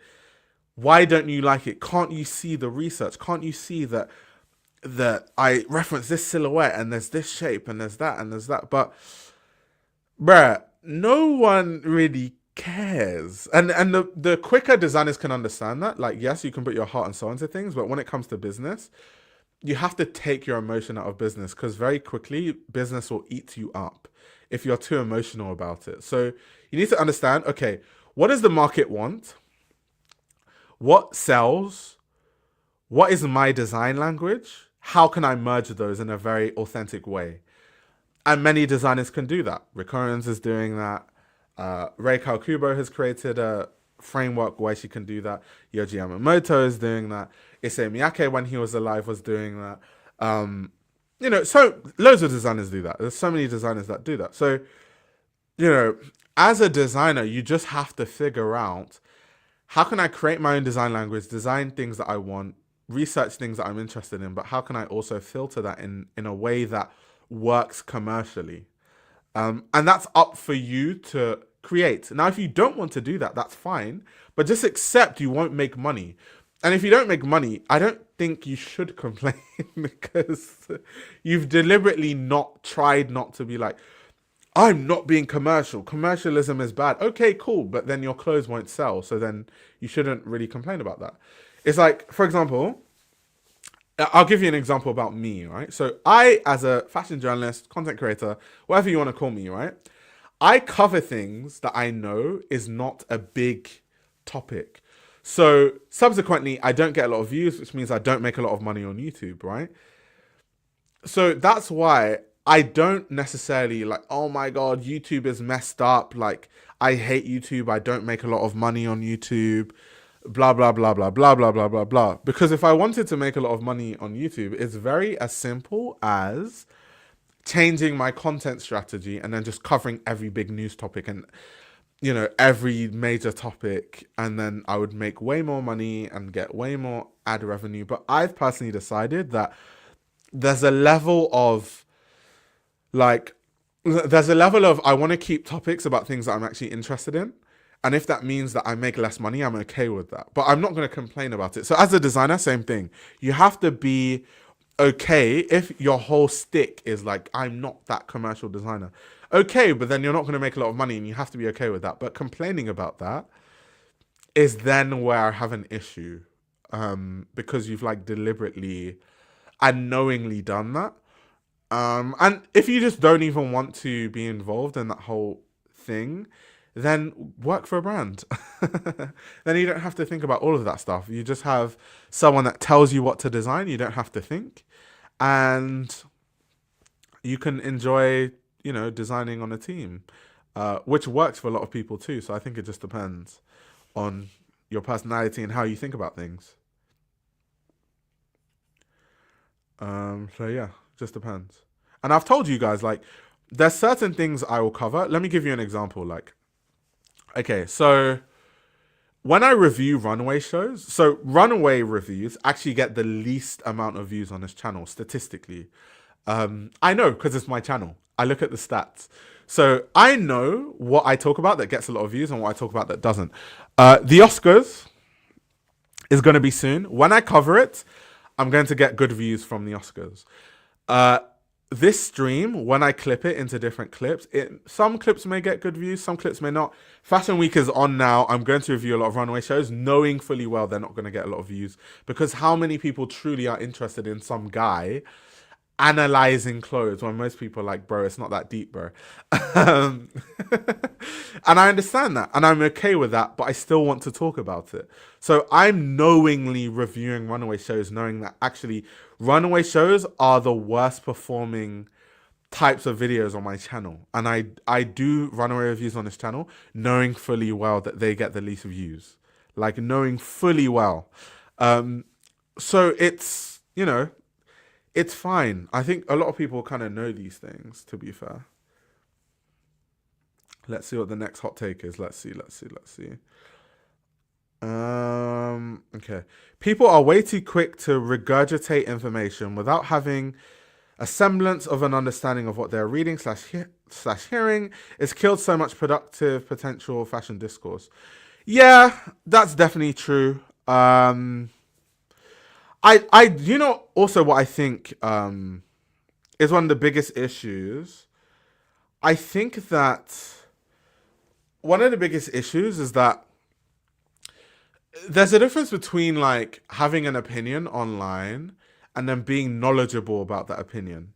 So someone like me, for example, I work in the industry in many different regards. So when I say certain things, like there's aspects of fashion that I have expertise in, and then aspects that I don't.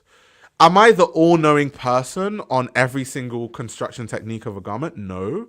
Which is why I have loads of friends that are designers that if I don't understand something, I will ask them, can you explain this specific thing? Like, can you explain what this is? How do you do this? Some of them, I might even go to their house so they can show me in person how exactly like they do that technique, right? Because they are the experts on that. Where I'm the expert is fashion business, production things, supply chains, because I work with brands on this and I visit like factories. Like, I've been there, I've seen it, I know what the machinery is like, I know what machinery these brands use, I know how the supply chain works. I've been to a lot of these farms, I've visited all these fabric mills, like I've been to all these places myself. The problem is a lot of people that like talk about quality of fashion or fabrics have never visited a fabric mill a day in their life. They've never gone to a cotton farm. They've never visited a factory. So they're kind of just going off like not actual real knowledge. It's just like this person said something and I kind of learnt this thing from, this thing that this person said, rather than working with actual like factories and mills and stuff. So I think that's a big issue with discourse, because I think that if you're a journalist and you read like financial reports, or you're very knowledgeable about the inspiration behind a certain brand, I think your understanding of a certain brand is very valuable and analyzing that. But then, I don't know, fronting yourself as an expert on fabric quality when you've not visited a factory or fabric mill, you have no experience with that, and you've never designed clothing a day in your life, how could you actually possibly know anything about fabric quality? Like, how could you actually know? So I think that's actually more the big issue with fashion discourse, that people present themselves about experts on things that they don't really have a lot of experience with. But that's why I'm trying to change like discourse, because a lot of things that I do behind the scenes, I don't actually make content about it. I just stick to like live streams and covering topics. So I'm starting to actually, sooner or later, obviously most of these things I still won't be allowed to film, but where I can actually,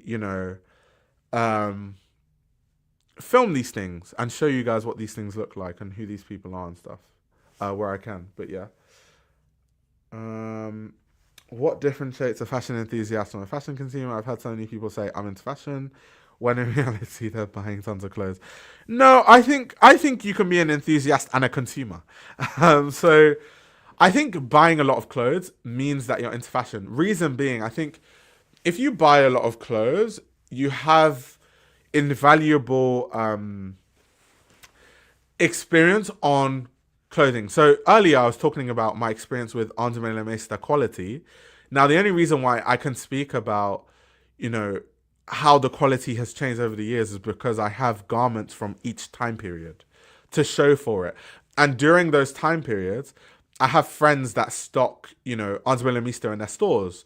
So literally, I would go to Ars Millimista showrooms at Paris Fashion Week with my friends who own these stores, who are buyers, and I would constantly see season to season how the clothing was, touch the fabric, see how the fabrics are made, look at the quality. So I could see how it changed. So someone that buys a lot of clothes kind of knows that too.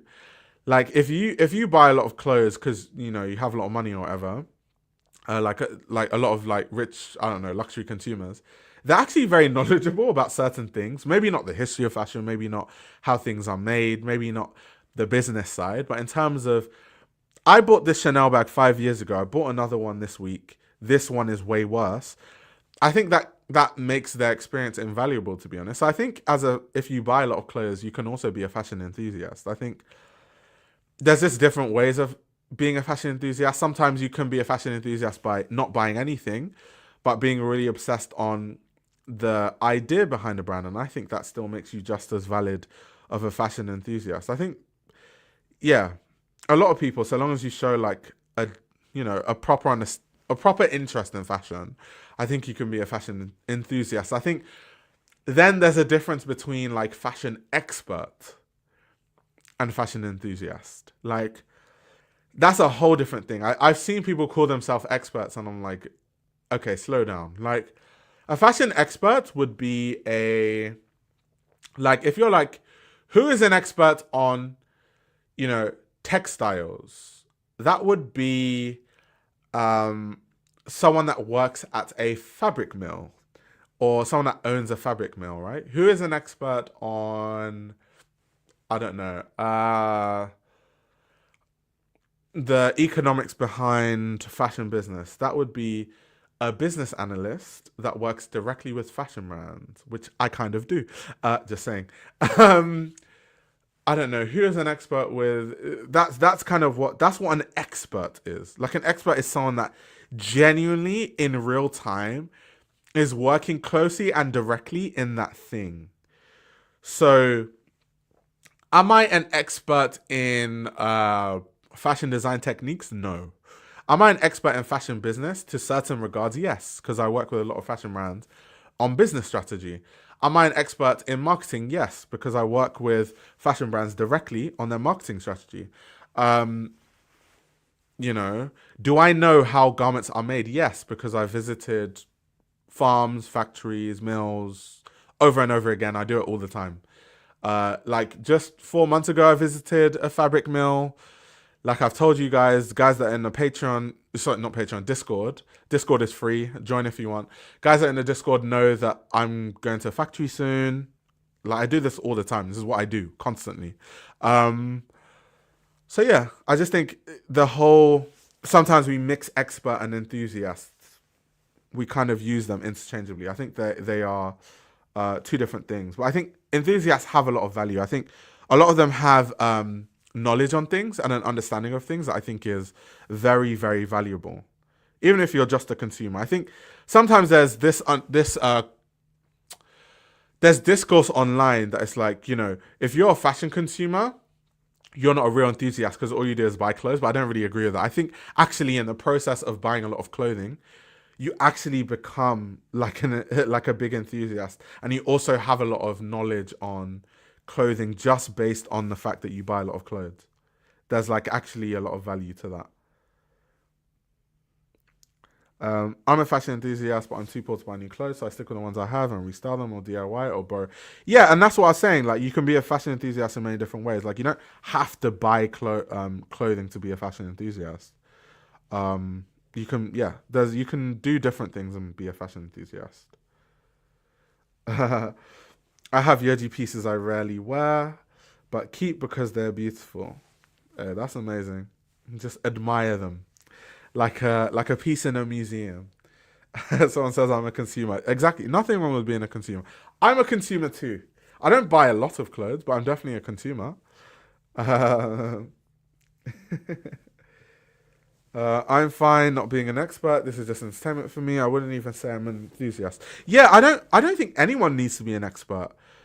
I just think that honestly, you only need to be an expert on something if you're going to speak with authority on something. That's the only time you should even care about being an expert. I don't think most people need to care. I think for me it's important to be an expert because I cover fashion and I talk about fashion. So the more things I'm involved with, like literally directly in the fashion industry, the better understanding I have of it, which means the better, coverage I can do on it, right? Um, so that's kind of when you would need to be an expert if you're the one like saying I'm an authority, like I, you know, share opinions and stuff and all this sort of stuff. I cover fashion in that way, but most people are not doing that. So Antonella Mesta sells wool coats 30% poly for €3,000. Yeah, like I was telling someone earlier. Um, I don't know about now, but yeah, 30% polyester for €3,000 is wild. Wait, let me actually go on their website. Let's have a gander. Let's see what Anzamela Meister has in store for us right now. Okay, let's see. Let's go women's wear, ready to wear. Okay, I want to find. Let's start with it's like outerwear pieces. So double-breasted trench coats, 3,725 pounds. That's a lot of money. Let's see. 100% lambskin. Okay, that warranted. Let's go on. Comfort tailored blazer, 100% viscose. I need more context on the viscose. I don't have an issue with viscose being that expensive if I have more info on the viscose. So I'm gonna give that a pass. A lot of people think that viscose shouldn't be expensive because it's like synthetic. It's like kind of you're trying to mimic silk in a synthetic way, but that's not always the case. So it depends. Or let's see, the 100% cotton T-shirt for 275. Yeah, you guys know how I feel about these kind of pieces. Yeah, I always think these are always going to be overpriced forever. The £300 T-shirt, that's 100% cotton. Oh, boobies! I don't want to get demonetized. I might have to because yeah, Andy has a lot of sheer fabrics, which is cool, but not for YouTube monetization. Let's see, cropped, standard collar, 100% cotton, $1,000. Maybe if the dyeing technique is interesting, the dyeing technique does look like something has gone into achieving that, so I'm not too mad at the price. I mean, from what I'm looking at so far, the prices don't look insane, but I'm looking for the polyester because the 30% polyester, like the person said, let me see if I can find pieces like that because that is insane. But so far, I haven't seen anything. Everything is looking above board so far from Anzamena Meister. It's like 95% wool, 5% cashmere, £2,000. I mean, if it's a really good quality wool, which most times with Andy it is, especially like nowadays, like Antonioli era. I mean, I don't really have too much, especially considering the prices of most luxury brands if they use the same fabrics. Yeah, I'm not really seeing anything too crazy to be honest. I haven't seen. Uh, okay, let's see. It was a men's coat. Saw it in the Antwerp shop. Okay. Yeah, maybe on their website they watch my streams and they know that I go through people's websites and I critique stuff, so maybe they removed it from their website. Let's have a look. Even the bombers are 95% wool, 5% cashmere. So I haven't found polyester. We found it, we found it, guys. We found it. I spoke too soon. Okay.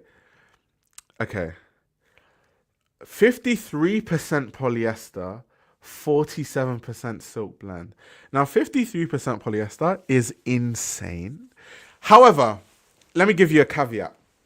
I don't necessarily think that polyester is always bad. I just think that when you do use polyester, bring the price down. That's all I think. Because I think you need polyester sometimes because like you need, because I can imagine the reason with this bomber, if I was to take a guess why it's 47% silk, 52% polyester is because they want a bomber that is semi-waterproof, like semi-water wicking, because all the other ones like the war and all that stuff is going to absorb water. That would be a disaster in like any sort of like rainy climate or anything like that, like humid weather.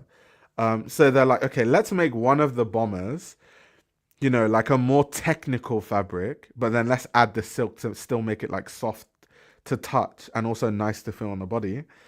So I fully understand why they would make something in that fabric. However, because it's 53% polyester, bring the price down. Like that's the only thing. So I don't necessarily think that polyester is always bad, but just bring the price down. That's all. That's all. I mean, silk is expensive. I don't know when they say 47% silk. I don't really know exactly what type of silk, but that also could be a reason why it's so expensive. So it depends. But in this case, 53% polyester, 47% silk, 925. I'm still not even mad at it. If it was like, 53% polyester and 47% cotton, yes. At 925, bruh, that would be insane. But silk, even with the polyester, I still think the prices, so far, everything I've seen on a website, I think that Andy pricing is really fair. Like I personally wouldn't have any issue buying anything on this website for retail. And I like rarely buy things retail because why spend full price when you can save money? The price of these boots have gone up crazy. Oh my god. The Victor boots used to be like 650, 700. It was even less before. Like they call it the Victor boots now, but like just the backlacing Vitello boots is like what we call it, the Andy fans. £960 is insane. The price of this one is going crazy. And it's crazy that I sold my boots because now if I want to buy them again, the only boots I have, let me see if they still have them on their website. The only Andy boots I own right now are my Willy boots. I don't think they don't have them in stock. Let me see if you guys can see if I can show you guys the Andy boots I own. I would get them, but I don't want to run downstairs. Yeah, these boots are the ones that I own. So they have a double zip closure at the front. But Andy, yeah, this is how it looks. Andy always makes really good footwear, though. I absolutely love the shape. They're so good, so good. But yeah, like I said, just be careful when you're buying because someone had some quality control issues with that Andy footwear not too long ago. But to be honest, if I was to buy Andy boots right now, I'll probably get old ones. But yeah, not someone saying I have the plug. Maybe. But anyway, back to the hot takes, guys, because we've got loads more to go through. Aimé Leon Dore is overrated. They just have really good stylists. Okay, so I think overrated. I don't know if I like that word, but like I don't know if I like that word used for Aimé Leon Dore because Aimé Leon Dore never claims to be something that it isn't. It's kind of how I feel about Casablanca. Like I'm a big fan of Casablanca because I don't think that Casablanca claims to be something that it's not. Like I feel like sometimes when people critique Casablanca, they critique Casablanca as if like Sharaf's goals are to be some like super conceptual like Rei Kawakubo type of designer. And I think the same can be said with like Teddy, right? So I think in the realm of like what they're doing, they're actually GOAT status. Like I think Aimé Leon Dore is actually correctly rated in the realm of what they're trying to achieve. So I don't know if they're overrated, but I definitely can say that they're not. Aimé Leon Dore is definitely a lot of it is styling, a lot of it is branding, marketing, positioning, and they're definitely not creating like new silhouettes that we've never seen before, or like, creating new fabrics. That's not what Aim Leon Dore is. But I don't know if it's like overrated though. But let me know what you guys think in the chat. I don't know if it's overrated. Aim Leon Dore not overrated though, not for me personally. Aim Leon Dore, the perfect evolved streetwear bro brand, boring brand, but he give a fuck about it. But that's the thing though, because I feel like Aim Leon Dore is like streetwear's final boss. Like, I feel like when you're into streetwear, but you have like a really refined taste, you eventually find Aim Leon Dore. That's how I see Aim Leon Dore. And Aim Leon Dore is never once like trying to pose as we create new fabrics and we're so innovative. I don't think that's what Aim Leon Dore, like, that's not even how they market themselves. So yeah, I wouldn't say Aim Leon Dore is overrated. I wouldn't say that overrated. Let's see.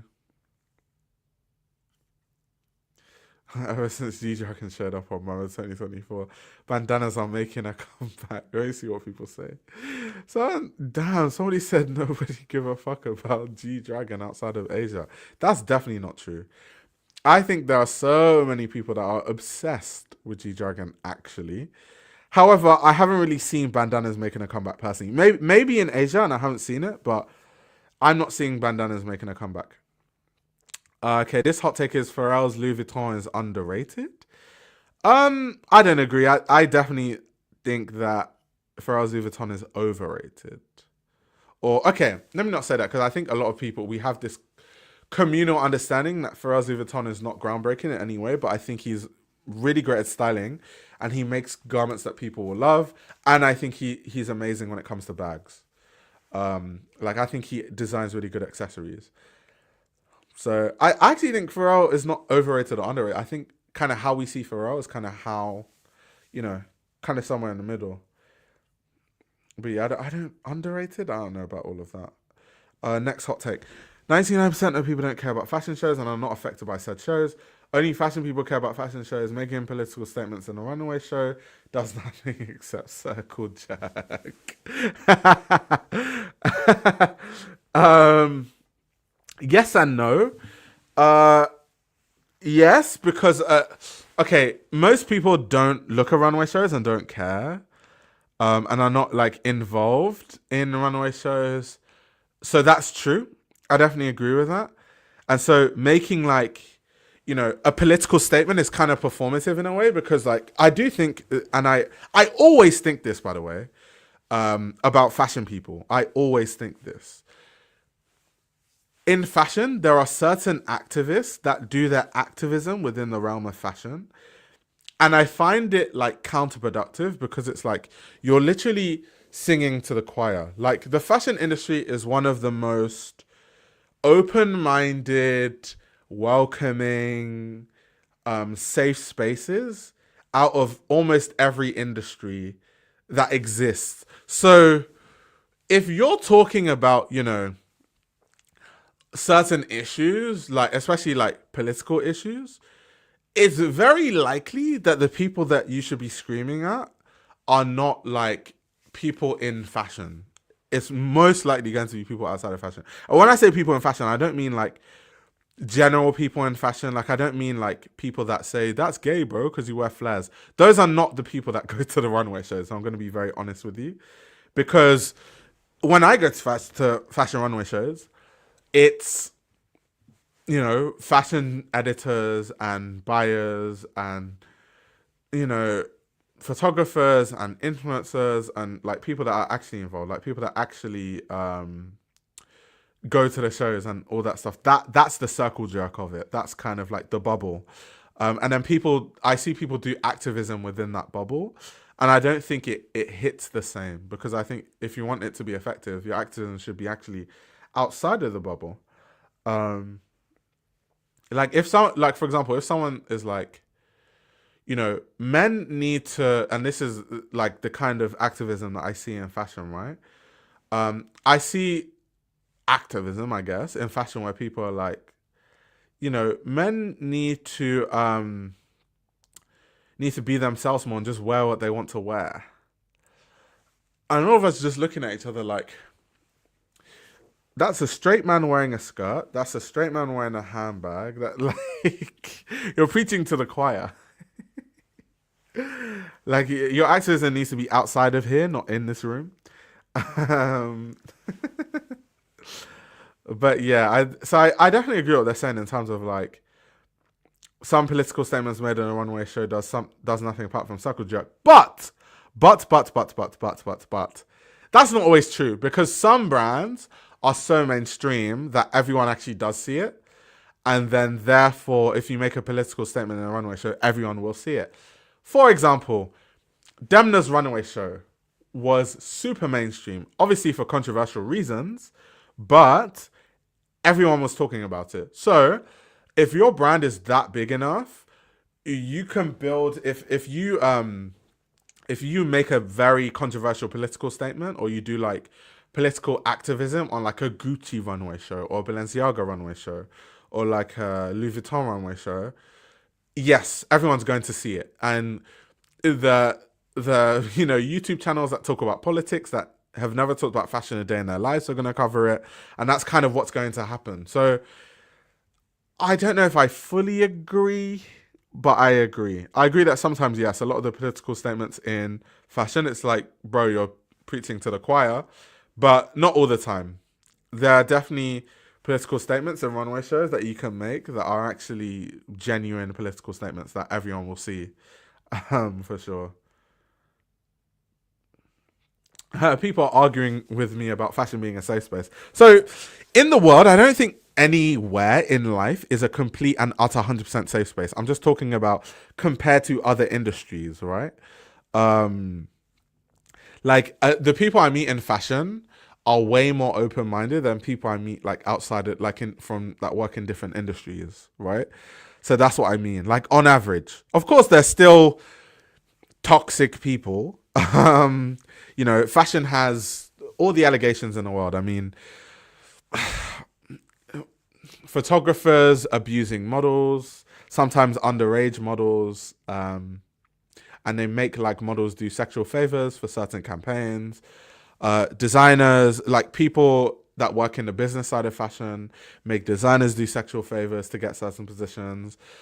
uh Let me not even go into it, but yes, there's toxic things that happen in fashion just like any other industry, but on average I would say that fashion is definitely more of a safe space than most other industries, to be fair. To be fair.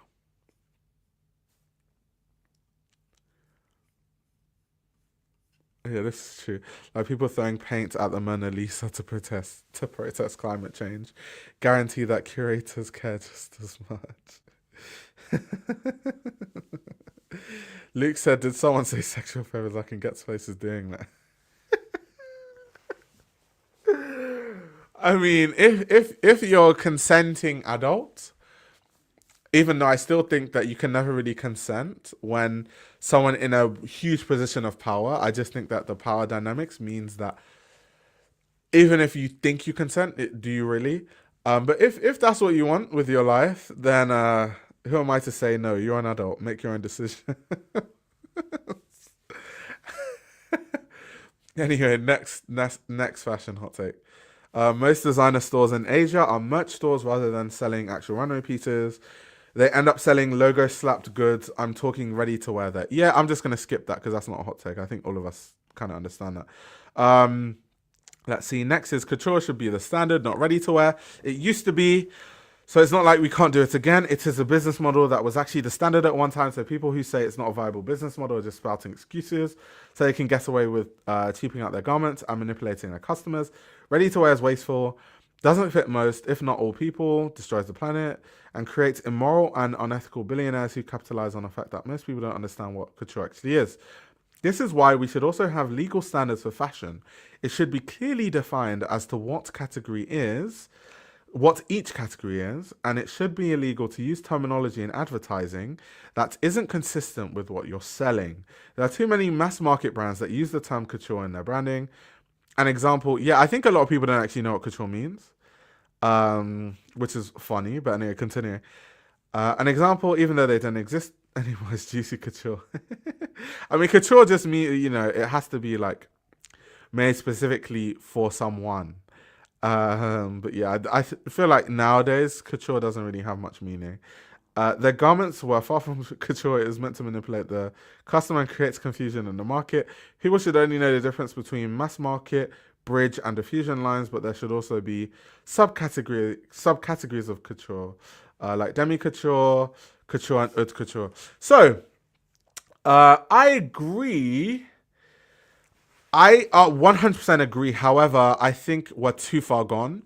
So, one of the reasons why, let's say, like couture used to be the standard, and what they mean by that is that most people used to get clothes made specifically for them, which is true. Now, the reason why that used to be the case is because, once again, we've talked about this before. Statistically, let's say in the 19th century, it was normalized, unless you're like upper society. It was normalized for commoners like us to just have a few garments to wear over and over and over again every day until those disintegrate, and then even when they had issues, you would mend them yourself, and everyone had kind of basic skills like sewing skills to hand sew things back together and to fix their garments. So that meant that it was cost effective. Like, it made sense to make a garment that's specifically made for your measurements, because that that's going to be your one garment that you're going to wear for years. So the price made sense. Like, when you look at stats, what was it, in the 50s, people spent a higher percentage of their income on clothes, but then they used to buy less clothes. So people actually used to spend a higher percentage of their overall income on clothing, but then they'll buy like the one or two pieces every 6 months. So it's kind of, we've changed consumer spending habits by bringing in these moguls that, the creation of fast fashion, the creation of mass marketing and mass fashion. And I don't know how we can go back from that, because fast fashion, mass marketing, ready to wear, that is how you make billions. That's how you make loads of money. That's how it's not very beneficial or financially efficient to make a brand where everything is handmade or everything is made specifically to someone's measurements, because it means that you can't put things on an assembly line and create 2,000 jackets in a few months, because you're limited by how many garments you can make for a specific person. And so I don't know if we can go back. I think we're already too far gone, and I don't know if we can reverse it. But I agree with the sentiment in the sense that things would be a lot better if people are more educated on things like making your own clothes and higher quality garments and stuff like that. But I just don't know how we actually get there. How do we completely disintegrate consumer spending habits that we formed since, when would I say luxury became serious mass market? Like 80s, 90s? Probably 90s, more so the 90s, like from the 90s up. So yeah, that's a good 35 years. How can we reverse 35 years of consumer habits, spending habits? Yeah, bringing shoes to a cobbler to get resold. Yeah, it's things like that, for example. Let's see. But a big reason why, let me just cover this quickly. So a big reason why people don't take shoes to cobblers to be resold. Many reasons. So first reason, if your shoes aren't welted in a certain way, then your shoes actually can't be resold. Like, your shoes actually have to be constructed well to be resold. And a lot of shoes that luxury brands make don't even have like a good enough welt to where, the sole is actually replaceable, because the construction doesn't allow for that. So that's number one. Number two, it's not even cost effective. Like, if you buy a pair of shoes for, you know, I don't know, $200, because actually getting your shoes repaired um, at a cobbler is expensive. So if you bought shoes for $200 and a cobbler is telling you that to repair it costs $300, obviously you're not going to do it.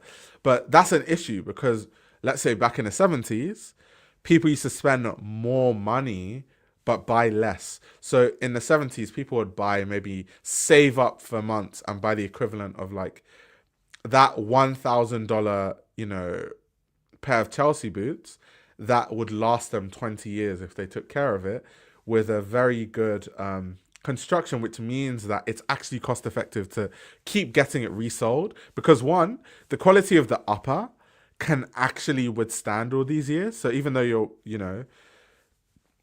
actually getting things resold, the upper is actually going to hold out. A lot of shoes, once again, the upper won't hold out, so you can keep reselling it, but it's crazy. Um, so I think it's many different factors. There's many different factors. Lance said cobbler here, $300 for a repair is insane. Run. I don't know, Lance, where are you based? Because in London, if you want to resole your shoes, whew, that stuff is expensive. Let me see. London cobbler, like it's so expensive. Let me see something. Let's see. Shoe the bears, shoe the bears. Oh, that congratulations to you, by the way. Celebrating 50 years of business this month outside of Philly. That's amazing, by the way. Congratulations. 50 years is woof. That's tough. To stay in business for 50 years, that's really commendable. Um, but that's interesting. Yeah, I think maybe the market in Philly is different. But, in London, it's reselling is expensive. It's expensive. Like Felix says, Church's own service is around €120 to resell. Yeah, but you're forgetting that that's to resell their shoes and shoes that are made in a similar way to their shoes. And obviously, Churches can actually do it cheaper because you need to remember that Churches has a whole like framework that allows it, like economies of scale. Same like economies of scale. They have the infrastructure they're waiting. They have the staff. They also have the like job volume to allow for them to offer it cheaper. But if you go to like a more independent cobbler, especially in London, it will actually be more expensive. The reason Churches can actually do it, and €120 is not even cheap, by the way, because once again, not a lot of people buy shoes that cost more than €120. A lot of people. That's why even till today, a lot of people like, oh my god, like all these Jordans and stuff, it's so expensive. It's like $180. If you said I'm agreeing with you, it was just the only point of reference I have. Yeah, but it's like I think just fixing shoes in general is mad expensive. So it's only cost effective if like you have ultra high quality shoes that are also expensive. That's really unfortunately the only, at least where I live. Maybe if you live in a different place it's cheaper, but where I live in London, great old London, eh? It's just not cost effective. It's just not. Yeah, I do talk about Trickers a lot. I feel like they need to pay me royalties at this point. I'm always talking about Trickers. Oh, Lance says we have a large equestrian business that keeps us going. Oh, that's amazing. That is so interesting. That is actually so interesting. Um, that's so cool. If you wouldn't mind, I would love to like do an interview with you. If you're interested though, but if you're interested, send me a message on Instagram because I think that's so cool. Like, I don't see too many interviews or conversations with cobblers, so I'd love to do that if you're interested. Um, but yeah, shout out to the Urbans. Damn, that's crazy. 50 years in business is sensational. But let's go back to the hot takes, guys. Back to the hot takes. um, the next hot take is Latin America will rise with their own designer/design voice within the next 5 to 10 years. Still a bit too early to identify leaders, but it's coming. Yeah, I've made videos on a lot of Latin designers that I love, like Barbara Sanchez Kane, like so many designers, right? But yeah, I think it's coming. Like I said, designers that I find the most interesting tend to be coming from like Africa and Asia and Latin America and stuff. So yeah, I think it's coming because I think more people just, when people want something different, they're going to come from there. This is also true. Like Francisco Costa, Francisco Rodriguez. Yeah, facts. Facts. Shout out to the Brazilians.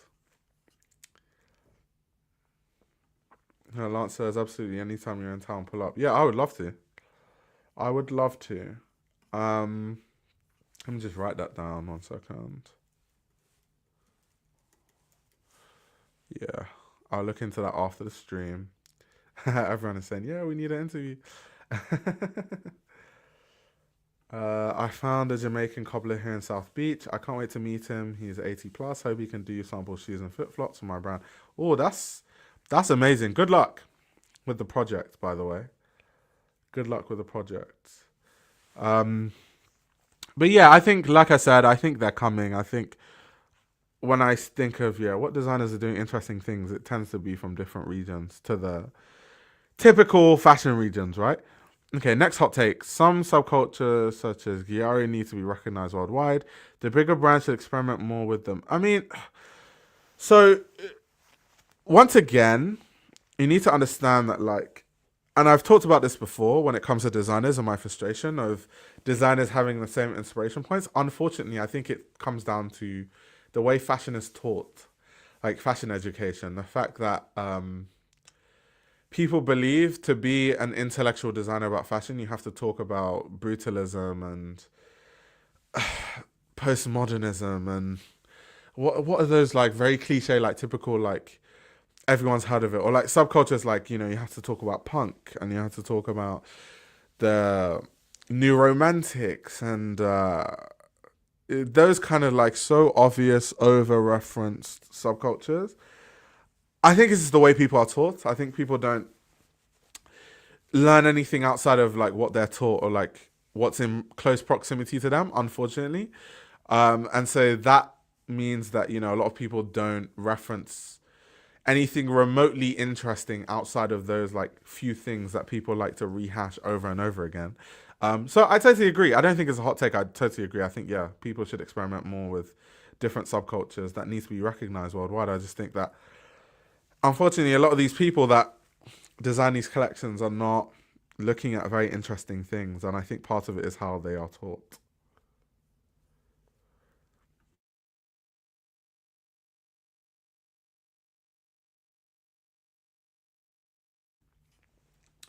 Oh, just had to cough there.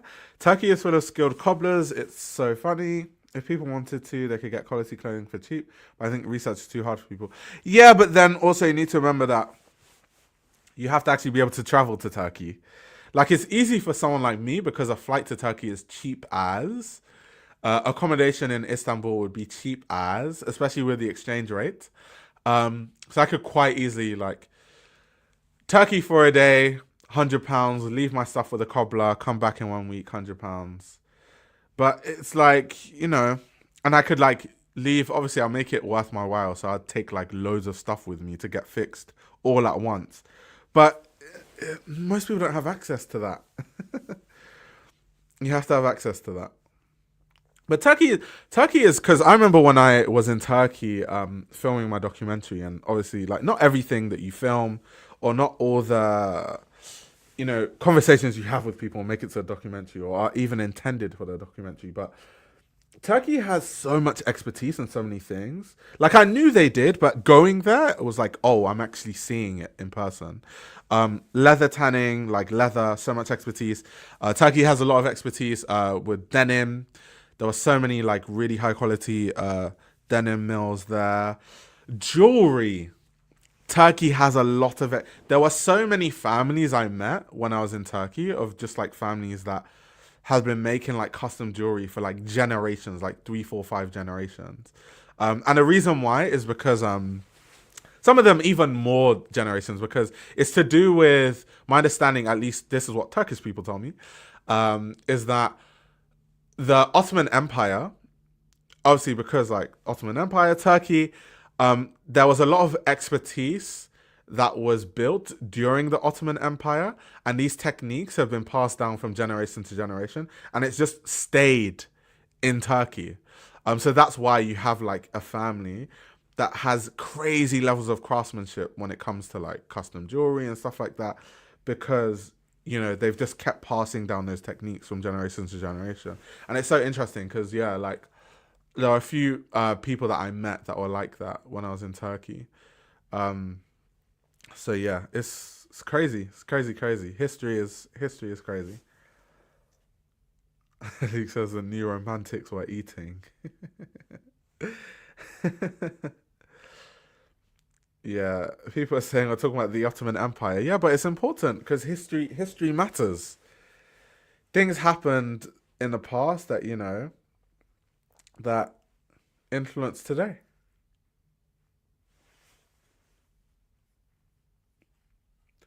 What does Turkey make most? Leather jackets slash goods. Well, I mean, Turkey makes a lot of the leather goods for a lot of luxury brands, like loads, like a lot. They make denim for a lot of luxury brands too. They make knitwear, but I wouldn't say like there's good quality knitwear in Turkey, but I wouldn't say I feel like Italy and Portugal specialize more in knitwear than Turkey does. So yeah.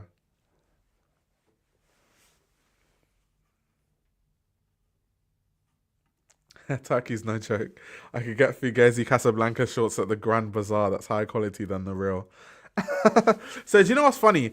When I went to Istanbul, I actually went to the Grand Bazaar because like let me actually see.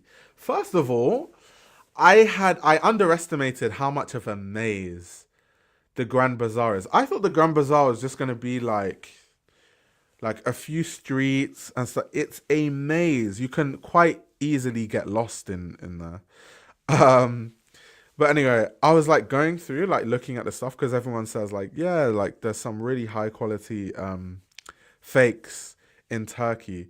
So I went to I went to the Grand Bazaar. I was like, let me see for myself, just like personal research, and you know the stuff there is actually insane. Like I saw like Jill Sander bags that were such good quality. I was like, whoa, that's actually insane. Obviously, morally, I don't agree with fakes. You guys will know why, especially people that tune into the Fashion Book Club on Patreon. You guys will. I've talked about it time without number, but it's just crazy that they have that quality because obviously they have the expertise. Like the stuff is made there. So a lot of times there has been exposés where a lot of factories that make luxury goods, they have workers that come in at the night time, like during the night, and then they make products for the fake, like the counterfeit market in the same factory with the same materials, same fabrics. So of course it's going to be as good, if not better. It's just funny. Kaya says Grand didn't give you a hint. There's many things that have names, but it doesn't really, add up. It's just kind of like what someone said earlier, juicy couture. There's many things that they're named things that, it doesn't add up. But yes, touche. Because even Grand Bazaar, like, okay, it could be big, but it's not, for me, it's not even about the size of it per se. It's more like the Grand Bazaar is just genuinely like, it's hard to navigate. Like, there's no, what I mean? There's no order to it. It's just stuff everywhere. You just have to navigate it. And in the Grand Bazaar, there's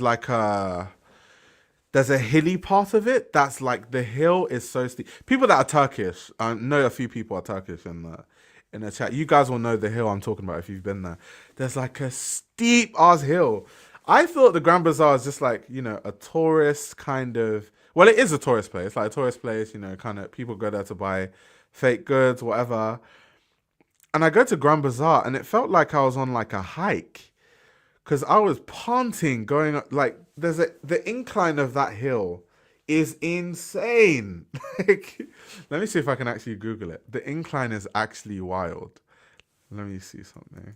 Grand Bazaar, um, steep road. Let's see if they talk about it. That road is crazy.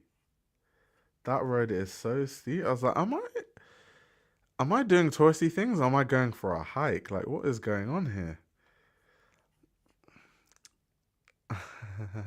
They ate with Turkish delight. No, Turkish food is sensational. By the way, Turkish food is amazing.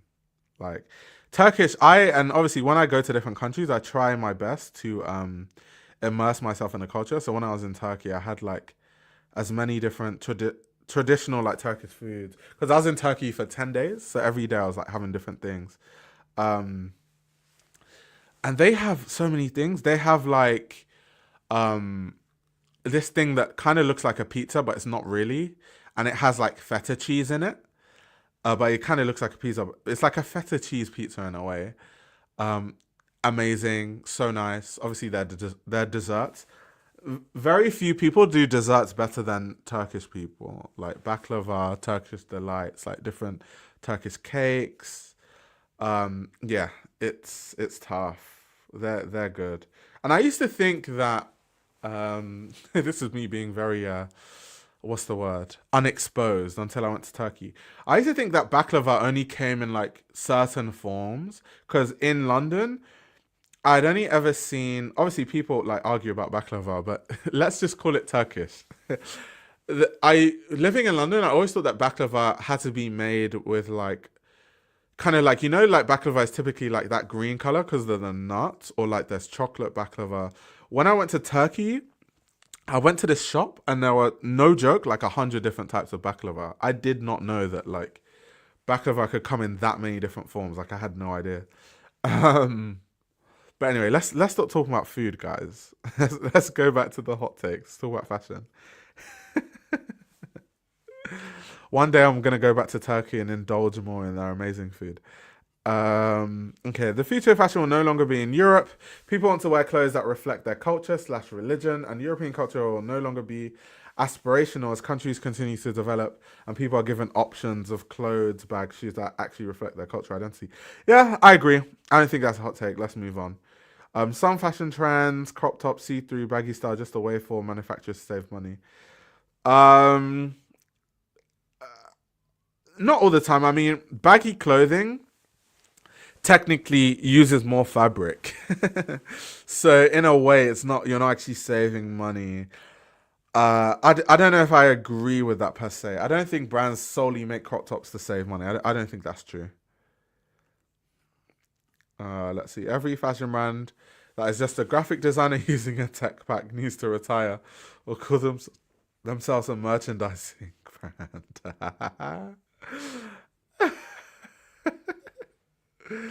I don't know. I'm kind of indifferent to it. I'm kind of indifferent. This person said, "Oh, hiccups." So this person says the fashion community is so cringe. I'm gonna skip that one because I don't know what they mean by the fashion community. Like in what sense? Okay, let's go on. Watches are just a jewelry piece, very technological status symbol. Your phone has more functions than any watch you can imagine. I'm talking about real watches, not the designer watches that are just pieces of shit on your wrist. So I already disagree because I already disagree with this take because like the reason why you buy an expensive watch in 2025 is not because you're trying to use it to take the time. Um, so I wouldn't say it's a piece of shit on your wrist. Like you can see it as like jewelry, like you can see it as people are into the complications and the movements behind the watch. It's also history. It's also branding. A watch can literally make you money depending what your job is and where you work and stuff like that. Because depending on what you wear, who will take you more seriously. There are so many reasons to wear, watches outside of just it's a pointless way of telling time. Also, watches can be a very good investment if you have a good, you know, if you have a good relationship with certain dealers, with certain watches that are very hard to get or hard to find. You can buy watches retail 10K, sell it for 100K retail like one of 50 watch, you buy it for 50K, sell it for 1 million. So also there's like a financial aspect to watches where you can actually make loads of money there. It's not just about telling time. So I don't know if I agree with this, to be honest.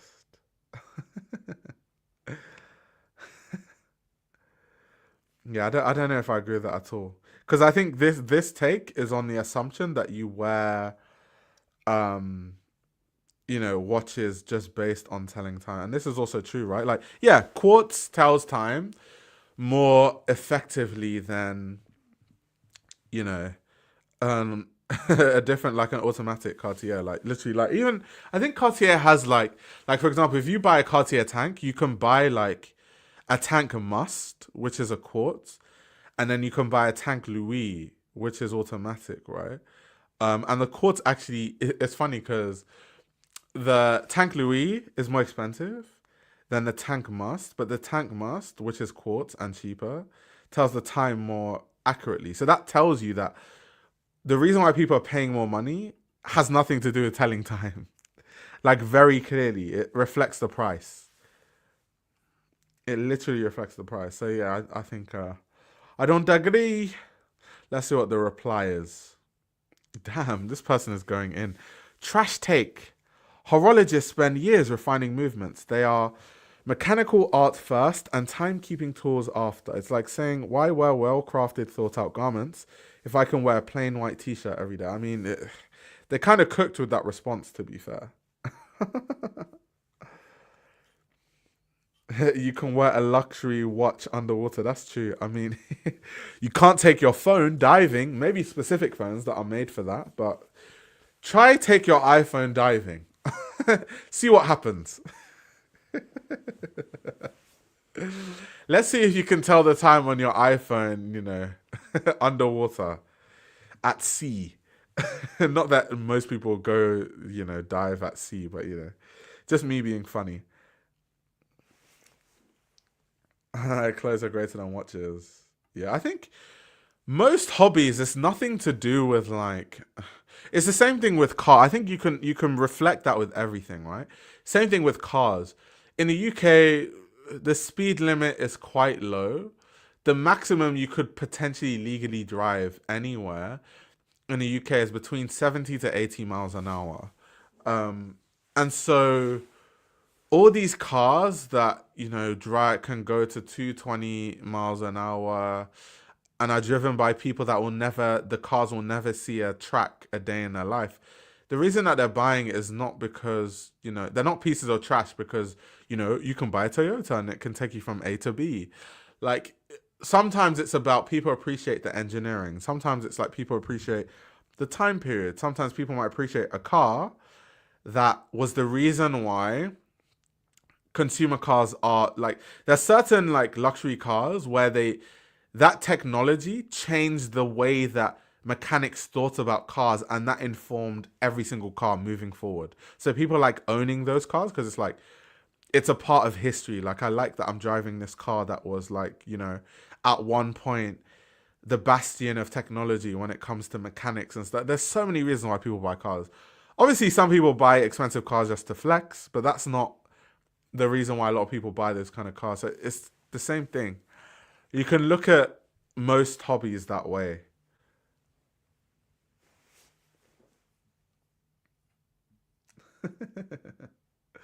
A £600 car is a tax write. Yeah, that's facts. Did you know that your G wagon could be a tax write off?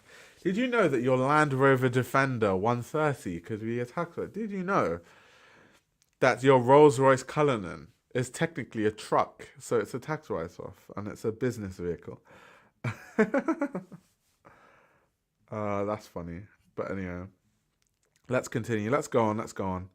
Next hot take. Fashion design on the big stages slash runways is a sport exclusive to the rich and privileged, when historically the most interesting creators that are nowadays adored have often come from lower SES. This severely limits creativity and progressiveness and the progressiveness of the art. So I agree, semi, but I've already addressed this and I have a whole video on this. So I'll skip it just for that reason, because I don't like making the same points over and over again. Given that close to 50% of people are plus sized, Any designer that chooses to design for a skinny body is a coward. I'm not sure if I would use the word coward. However, it's just bad business practice, if anything. I think if you know, if you have a business and most people are a certain size and you don't cater to the size that most people are, then it's just a bad business decision. That's it. That's all.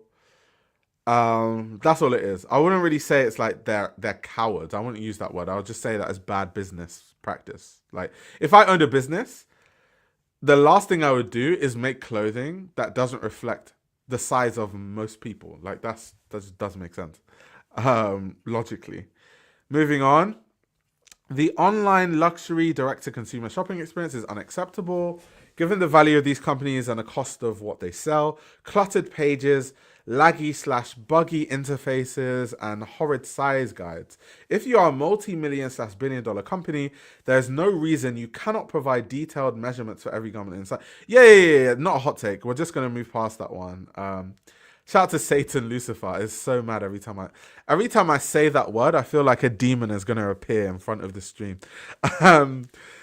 But yeah, it's just not a hot take. I feel like everyone agrees with that. So we're just gonna move on. Let's see what the next hot take is. Don't be mad at preposterously priced fashion brands, ERD, Phoebe Philo. There's clearly a market for these brands. It's just not for you.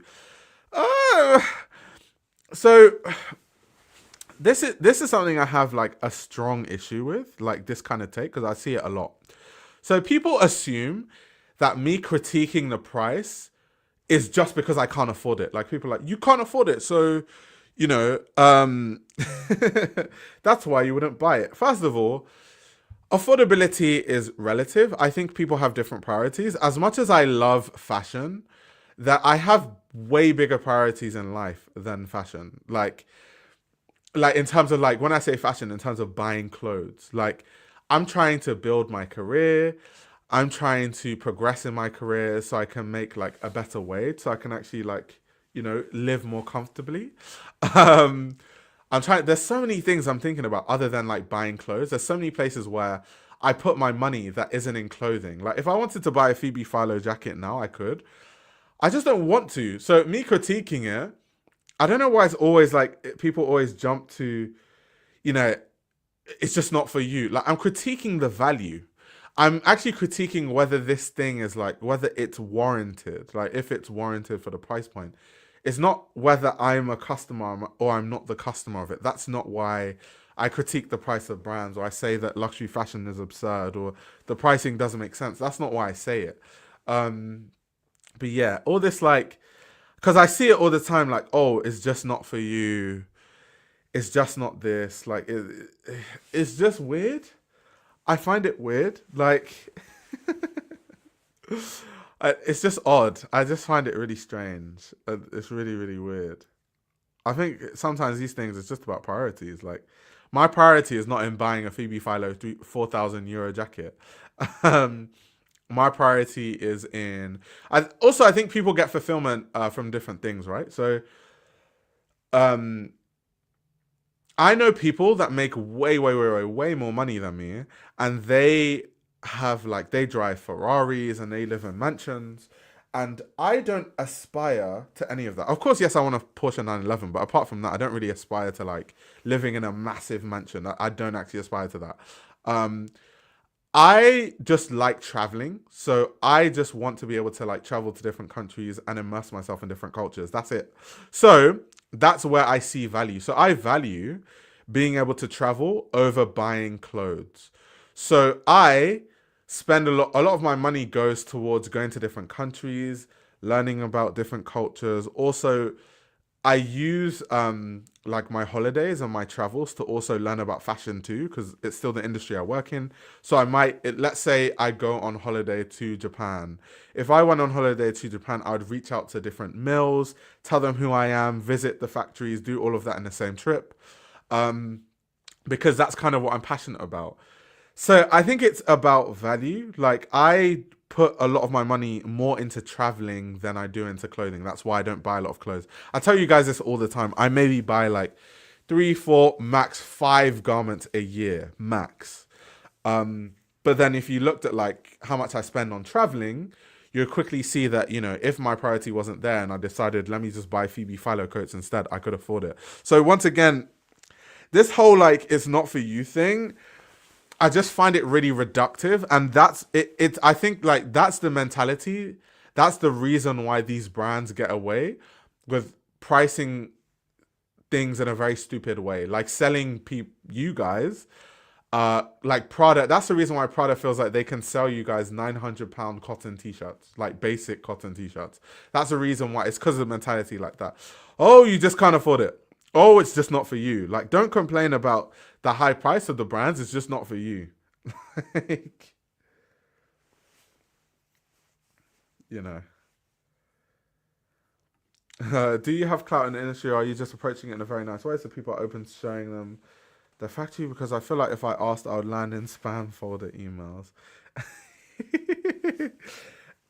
No, it's not really about clout or no clout. It's who you know. So like a lot of luxury brands, like if I would like when I was before I had contacts at, let's say, certain luxury brands, if I just sent an email, I mean even now if I send an email to the random PR email, all of it's gonna fall on deaf ears. I don't think it matters who you are. For you to get things done, you have to have the contacts to message people directly. So if I wanted to go to like a factory or fabric mill in Japan, maybe not Tokyo but Japan, what I would do is I would contact someone I know that works in the Japanese fashion industry. Because I work in the industry, I know many people like that who have those connections. And then through them, I would be able to reach out directly to who I need to be able to visit those factories. If I was trying to send emails, it wouldn't work. So same thing with luxury brands. My process of, if I wanted to visit a factory of a luxury brand or whatever, I would either message my contacts directly, and if I don't have contacts at that brand, I would go through someone I know does, and that's how I would be able to get my message across. It doesn't always work, by the way. Not everyone is like, yes, come. But, sometimes people say no, sometimes people say yes. That's life. But yeah, I don't think it's anything to do with like clout or how important you are, or whatever. I think it's more to just about who you know, to be honest. More so than like how many followers you have or like stuff like that. This too, you're better off knocking on their door than sending emails. Although if you knock on their door, it might be a bit weird because they might wonder who you are, and because you never know who's turning up. Like, are you an auditor? Are you the police? Like, people never know. So if you just turn up, yeah, I don't think they're gonna let you in either. Okay, last 4 fashion hot takes, guys. So this one is, there are too many designers nowadays. Um, I don't know if I agree with that because I think there have always been loads of designers. I think maybe social media makes it seem like there are way more designers. Okay, next. Small independent designers are overrated and have cliche ideas. Most of them have a very basic idea of pattern cutting and lack a general creative sense. Not to mention, most of them are overpriced while having a basic line with plain t-shirts and straight cutout trousers.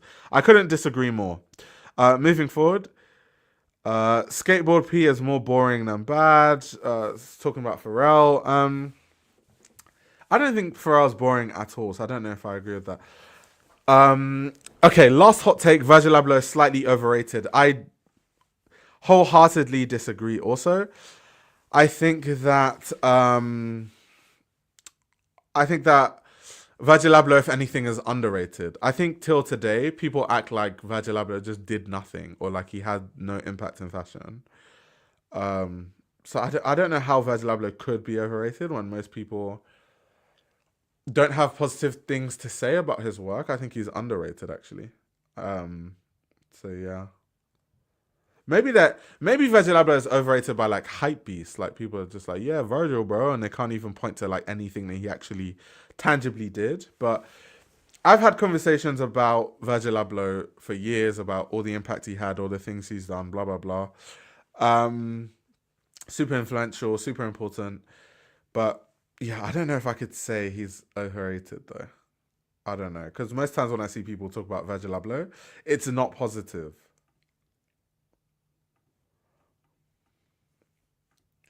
But yeah, guys. Um, that's all the hot takes. Wow, 3 hours, 15 minutes to get through these hot takes. See, guys? See what I do for you guys? It's so much easier doing the runaway shows, isn't it? I'm done and dusted after an hour.